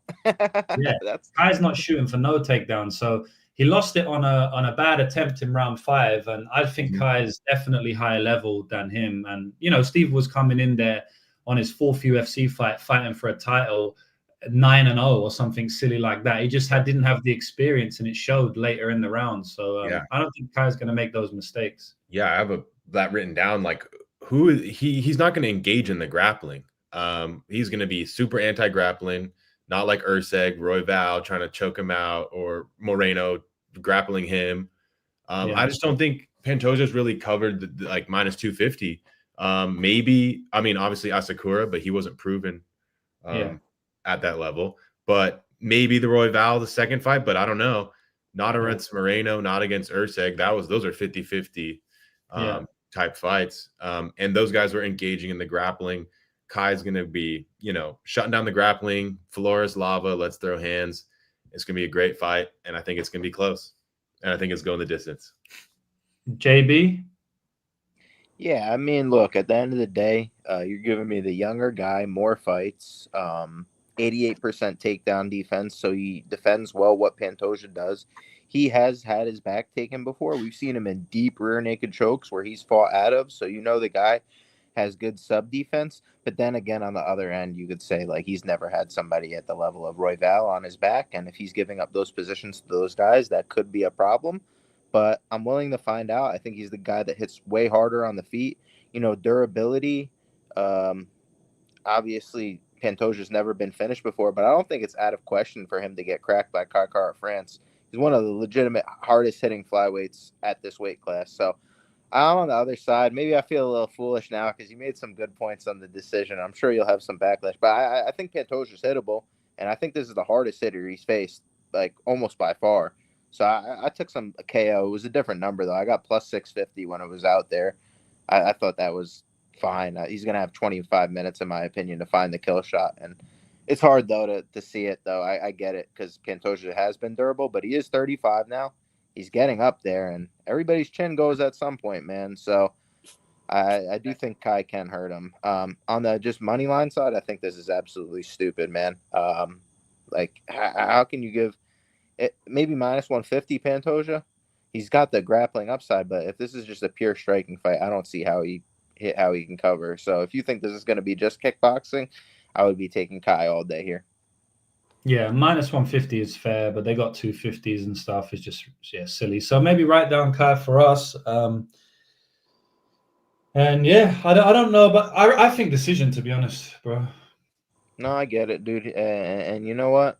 I'll be fine to see it happen, but I'll take the money line. I just think plus 650. I felt like that was too, and it's came down quite a bit since. So I did my job.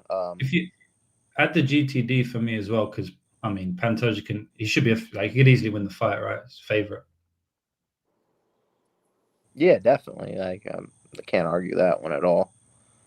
I mean, how could you? You can't make Kai. I don't think you can make Kai. If anything, you can make it 50-50, but I don't think you can't make Kai a favorite. You have to make Kai a slight dog, but not a massive one. So you could look a favorite in the end, but we'll see. All right, Ilia Topuria versus Charles Oliveira. We've done it, boys. We got to the main event, 2 hours and 40. So, wow, shout out to everyone for sticking in here. We got more viewers than we have, so everyone's still here. 1,440. Boys, I want to push over the 1,500 mark, so share it, retweet it, whatever you want. We need to get 1,500 in here before we end because that would be pretty epic. So, yeah, I'll kind of be quick on this one so we can get to the parlays. I honestly feel like Ilia Topuria is probably the best fighter in the world right now. And if that's the case, he's just going to finish Charles Oliveira. You know, when you look back at Charles's career, he's lost 10 times. And there's a reason why he's lost 10 times. Also, some of those losses have come recently. You know, when I look at the boxing of Ilia Topuria and I look at some of the boxing defense of Charles Oliveira, I just feel like he's going to get cracked, man. I just don't think he's good enough to avoid the sharp hooks and over-the-top punches, body, head combinations of Ilia Topuria. I mean, who's avoided it so far? Basically no one. Maybe some people have withstood it, like Josh Emmett somehow got 50-40 freed, and Yusuf Salau, he got cracked heavy. I don't think Charles is going to be able to avoid it. So then it just comes down to, is Charles going to be able to finish him before he gets cracked, right? Or is Charles going to be able to weather the storm and then finish him after, like he usually does that one, right? It's very rare where he's just finishing him straight away. Usually he's weathering the storm and then finishing him. Justin Gaethje, great boxer. Dustin Poirier, great boxer. I put Ilia Topuria on the level of those guys, and to be honest, faster and probably even hits harder, even as a 145er. I just think he's more potent, much more potent finisher. So, and man, Gaethje had him dropped all over the gaff. Dustin Poirier had him dropped all over the place. Michael Chandler had him dropped. He was done, you know. He was done against Michael Chandler. I don't know how he survived that first round. Came back and got a second round knockout. I mean, Islam Makhachev dropped him. Every single one I just mentioned dropped him, right? So I don't think Ilia Topuria is not going to be able to drop him. And that's it. I just see Ilia getting a finish in the first 2 rounds. Look, Charles is a very dangerous fighter. You can never count him out. It's an MMA fight. He's been hurt before. Topuria's been hurt multiple times in his career. When I say multiple, I've seen 2. So, yeah. I got Ilia here. I got Ilia inside 10 minutes. I think it could be a brutal finish, honestly. Body, head combination. If he wants to, he can submit Charles as well. I think he's got elite top pressure, and he subbed Bryce Mitchell. That was the last grappler he fought, so he could probably submit Charles here. So, yeah, Chris, this is a massive fight, bro. In your weight class now, which is strange. I feel like Ilia's, in my head, he's like so much smaller than you. And he is, to be honest. But what do you think about this one, bro? The title in your weight class. Yeah, yes. Amazing fight stylistically coming up from 145 to 155. I've stood next to Charles Oliveira. He is huge. He's huge. I stood next to him. Obviously, I was cutting weight, so I was like maybe 80 kilos. I'd already filled back up. I had like all my shakes, all my food. And even then, he looked huge. Long rangy arms, but also you mentioned as well, he gets touched. His vision isn't great. He does get touched now and again. I just think from the Jai Herbert fight that Ilia Topuria was in, he was getting clocked with that long rangy kind of frame of Jai Herbert, and also that frame is similar to of what is Charles Oliveira. So for that reason, I'm going to pick Charles Oliveira by decision as well, just because of the frame, and it's a big jump coming up from 45 to 55. And the last time Ilia went to 55, he looked kind of mediocre until he knocked out Jai Herbert, and he was on skates after he head kicked him. So I'm sure Charles Oliveira has been doing his research and, thinking about kicks and knees down the middle. But yeah, I'm going to go with Charles on this one. Love it. Yeah, nice, bro. Charles' decision. If you bet that and it cashes, you can probably buy a house out there in Miami because that's going to be a massive, massive price. Let's see it. Yeah, let's check I it. think it took some action. Oh my too. gosh. There's an 18-1 on it. 18-1, Chris. Woo! Love it. I love the hot takes, dude. Why can I not bet on the UFC? I might need to do a fucking backwards handshake somewhere off screen here. we won't tell anyone. Fuck. Yeah. So, Zah, what do you think, bro? I think I'm kind of in the middle. I think Topuria is going to win. I think he has to be the favorite. Just, Charles' defense is not there for someone this clean. Like, maybe you could argue Gaethje or someone hits harder than Topuria, maybe. But, like, his accuracy and how clean he is, like, it's, like, the best in the business, damn near. So I think he's going to be landing big on Charles. He's going to hurt Charles. But, like, when it got over plus 400 on Charles, like, I was like, dude, the size and the danger, like, this is the biggest and most dangerous guy Topuria has ever fought. So I put a little bit on that, like, in my head, just, like we said, Merab, the machine, I was like, I can't – it's hard for me to get to minus 500 against, the most dangerous and the biggest guys ever fought. So I was like, at worst, I feel like he's plus 400. So I have a little bit on Charles over plus 400. And then I think the Ilya sub in the 600 range is kind of crazy. I know there are some crazy numbers earlier in the week, but I didn't want to touch them, didn't want to smoke any lines. The limits weren't great. There's like 750s. I think 600 is still good. He's been knocking dudes out, but he's a grappler too.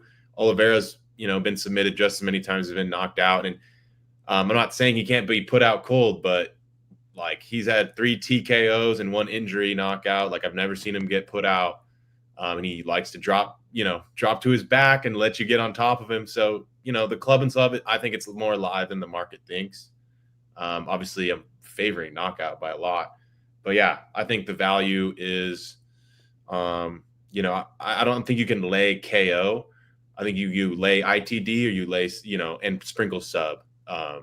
So yeah, I think it's a little disrespectful to Oliveira. I can't get to like minus 500s, but yeah, I'm picking Topuria.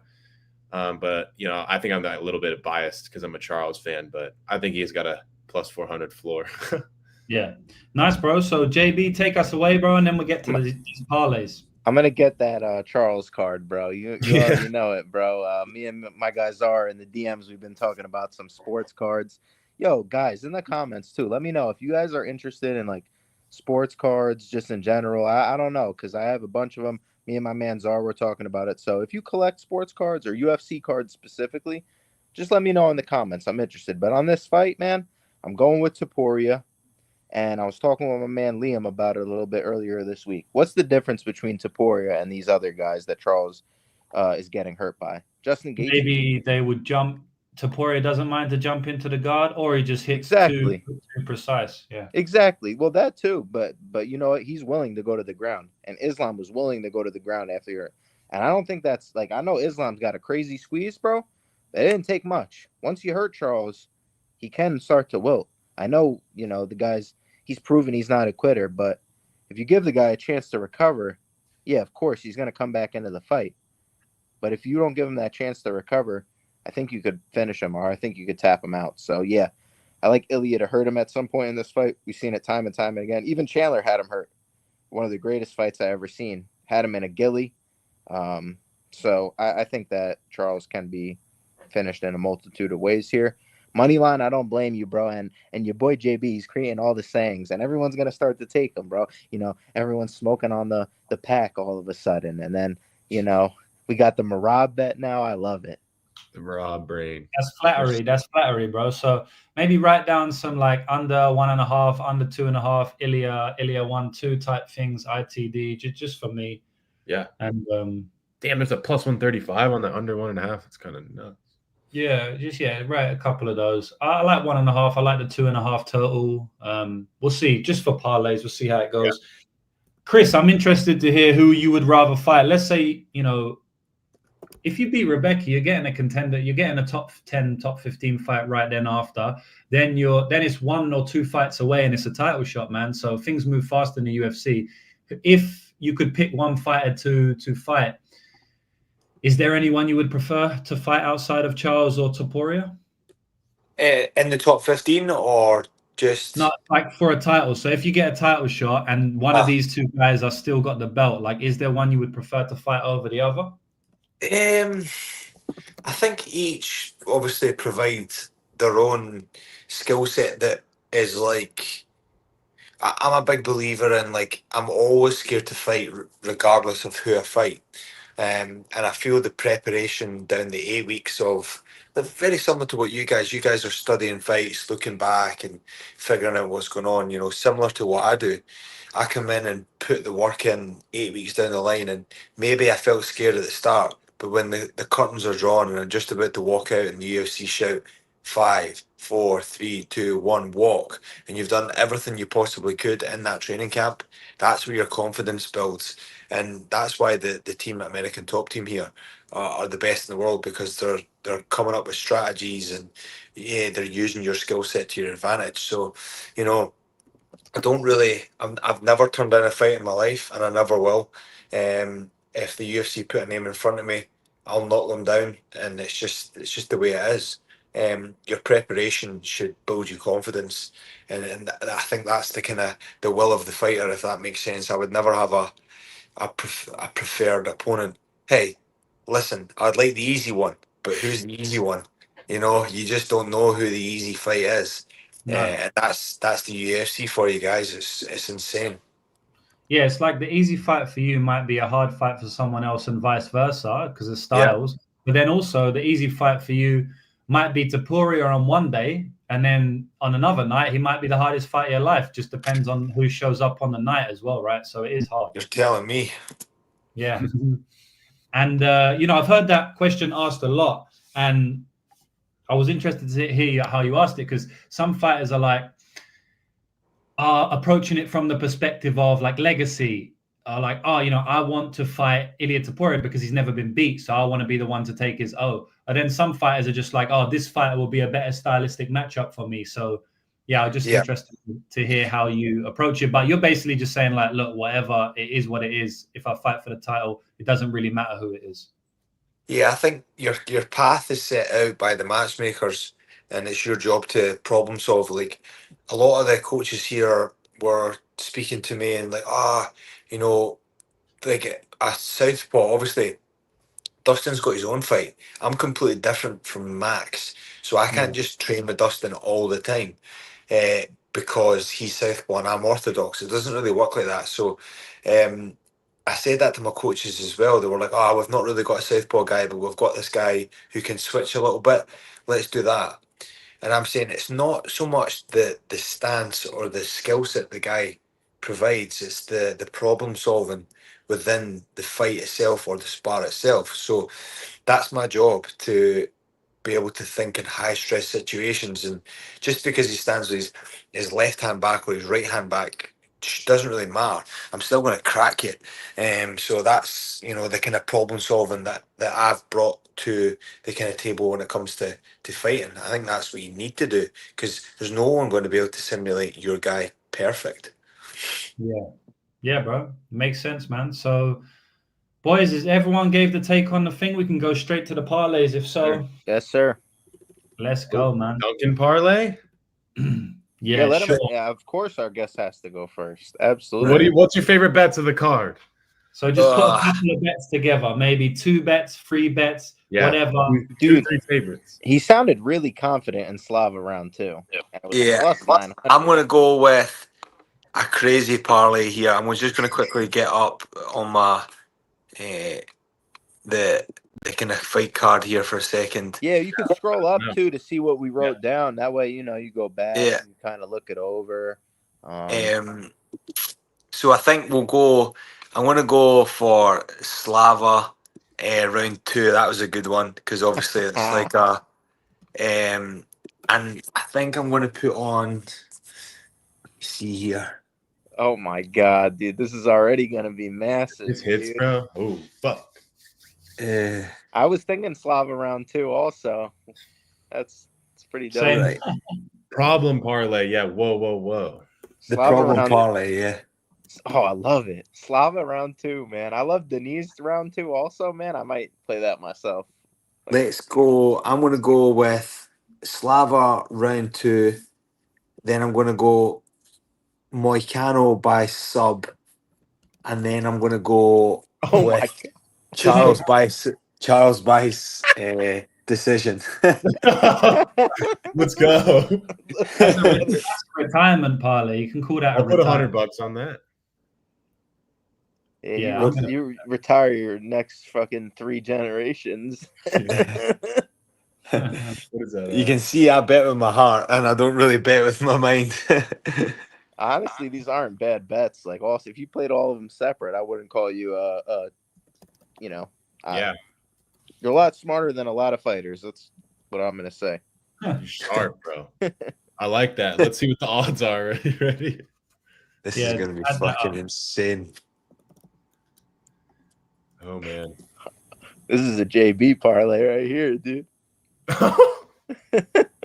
that I've never even 950 seen that one? number before. Plus Plus 94999. What's that? 6 figures. Almost 6 figures, man. How much is $100 return? 95 grand. Is it? $100 No is way. 35 grand. 95 grand. 94,900. I have to put $100 on just for fuck. You know, Just Principle. for the vibes. yeah, just for the vibes. Fucking if I put that on, fucking James Krause is going to be chapping on my door.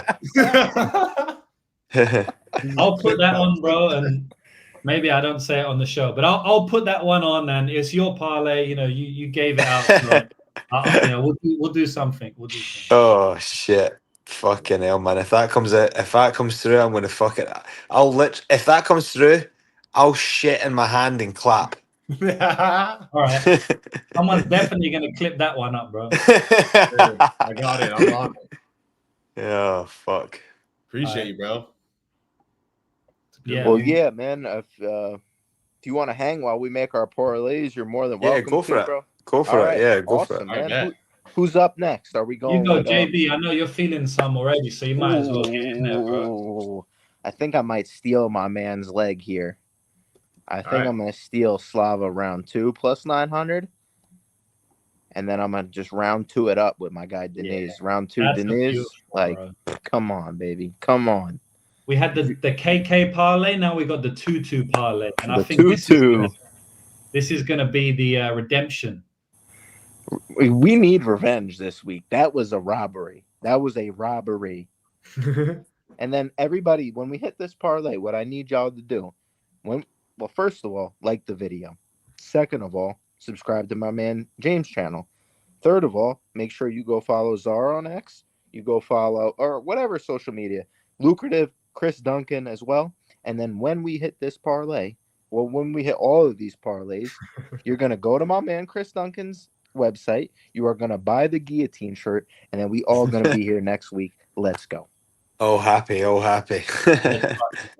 if that parlay hits, every single person in this chat has to buy the fucking. When it hits, brother. Bro, when it hits. that's like 2 shirts, bro. Sorry, bro. Oh man, I'm going to We make need a it. lot of people some good money if this goes through. Fucking hell. All right, you want to go, James? Yeah, all right. What we got going on? So, bro, I want to add Slava too, but fuck that. I can't be doing that. Maybe a bit later. All right. Scroll down, please. So I want to take the under 2.5 in the I want to take the under 2.5 in the Charles fight. All right. I'm gonna do a pussy one because you guys have gone nuts. Nah, I mean, dude, do what you think is the best, bro. We need at least one lock. You're I right, want you're to do the GTD in the Kai fight. So that's down. Oh, yeah. Just write what fight that is, though. Yeah. Let's do.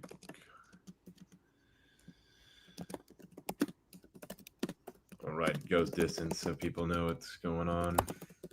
Yeah, people, we're touching the casuals these days, boys, with the show, which is good. So sometimes we have to write things out a little bit more plainly. All right, I'll add one more in. maybe I'll write. I'm gonna go with Diniz. Do I want to go to ITD? He should finish, right? I'll go Diniz ITD. I won't be too much of a pussy, and that's it. That'll be my parlay. Something light. Something light. I think it's good. I think you could get like plus 500 on that. Close to it. Yeah, probably. No, a little more. No? 371. A little less. Not That's bad. still Not good. bad. 400. Yeah. I mean, dude, I need one that's like close. I can't be putting like $100 on these, crazy ones like y'all. So I need one that I can put like a good hundo on to come back like 400. Something light. Zah, you go, brother. Yeah. I'm gonna go Kai decision. Yeah, nice. I'm gonna go Kai decision. Should do a double decision like we did last week, bro. Oh, maybe this, bro. Wow. I like this. Yes. Yeah, that's huge. That's huge. I like where we have like themed parlays, bro. Yeah, Yeah, they're it's good. fun. Round 2 parlay, the decision parlay that they robbed us on. The They can't rob KK, us. bro. I'll remember the KK forever. Yeah, man. 2-3-7-5. Well, it's honestly more than I thought it was gonna be. Maybe we should do one. Everyone picks Yes. one leg. One Yeah, leg. yeah. Bro, 100%. Let's all pick one. Team lay. Yeah, go Uh-huh. on, go on. You kick us off. Would you? I'll go with Kai. I'll just go Kai money line.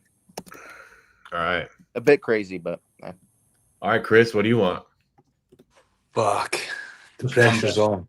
Your number The one. pressure's on. Let's go. Let's flip it on its lid, and I'll go Ilya by KO. Okay. What's the odds on that one? My bad. 1 sec. 200 or something, 170 or some shit. Yeah. Oh, nice. All right. Go on, JB. I already went. You went Kai. Oh, you did Kai. Oh, okay. Yeah, Zah, yeah. Go on, bro. You want me to go? Oh, shit. Yeah, I thought you did Kai. No pressure. Yeah, this is No tough. pressure, bro. I don't want No to pressure. sell it. I don't want to go 3 for 4, and I'm the seller. That's always the worst, bro. I've been there multiple times, bro. Trust me. Let's go. I'm gonna go RoboCop. Jack doesn't go. Nice. Actually, shit. James, do you care if I use this one, bro? The No. Kai distance? Okay. Yeah. Well, how are you gonna do that though? That doesn't even make sense, bro. Oh, no, you can't. Kai's in there. Kai's in there. Oh, yeah, you can't do that. Okay. All right, we're going. I forgot. Let's go with the RoboCop. You do Kai decision. You could take it out and do Kai I mean, decision. yeah, if you want to just do Kai decision, I mean, You can join it. I'm good. I'm No? good. Okay, sweet. I'll do we already Royval have money Kai line. decision. Royval money line. Yes, Back. that's what I was thinking. Great Read my show, mind boys. today a couple times, bro. Yeah, we got that, bro. That's nice. That's a something light, a little 20-1. Yeah. Nothing crazy. Royval plus 105. Chat is fucking That's- lit today, boys. 70-1. Yeah, Jeez. that's crazy. We got 1,475 live viewers. And this parlay is 1,745. No. Wait, no way. That's Yeah. crazy. Right? That's 200, 175, 110 plus 105. Yeah. So we had 1,470 live viewers at the exact same time. It's changed now, by the way. At the exact same time, we had the parlay for 1,745. I mean, I don't believe in synchronicity too much. Put your house on it all. Put your house on it. Hey, yo, Chris, I like the way you think, bro. Put the kids' college, the children's college fund on it. Take out a mortgage, all of that. Yeah. I think that's that it. team parlays got some juju on it. Yeah. Juju That's on it, boys. Screenshot now because that's all the parlays you're getting. Do a little scroll for them, Zara, and then Sir. we're going to be out, man. We got this one 3 hours and 3 minutes. We always go a long time, but it's been a pleasure having you on. And that's it. Especially pleasure. Shout out to our guest, Chris, man. I appreciate you coming on. That's 2 weeks in a row now. So Nah, thanks a lot, perfect. man. I like it. I like hearing it. It's good to see a different kind of look on it. You guys are a little bit more analytic than I am. I'm just kind of going with the old heart. So it's good to have good to come on. Sorry, and I'm sure I'll catch you next week. Yeah, bro, we'd love to have you on next week if you want to come on. Always welcome. You know, just hit me up and we'll get it out, bro. So JB, say goodbye to the people, bro, and then we're out. Yeah, peace out, everybody. We're gonna smoke this pack this week. We're gonna be smoking this Rebecca pack in a couple months. And yo, thank you, my man Chris, for coming on. Let's go. Zah, second, brother. Yeah, shout out Chris, bro, for coming on. He was on for a while today. I know you're probably tired after training, so I really appreciate it, bro. Don't be silly, guys. I like it, and thanks for having me on. Good fun. Yeah. All right, lads, take care. That's Parlay Madness episode 37 out. Everyone's saying been here the whole stream. Big weekend. Shout out to everyone in the chat. Let's cash these motherfucking bets.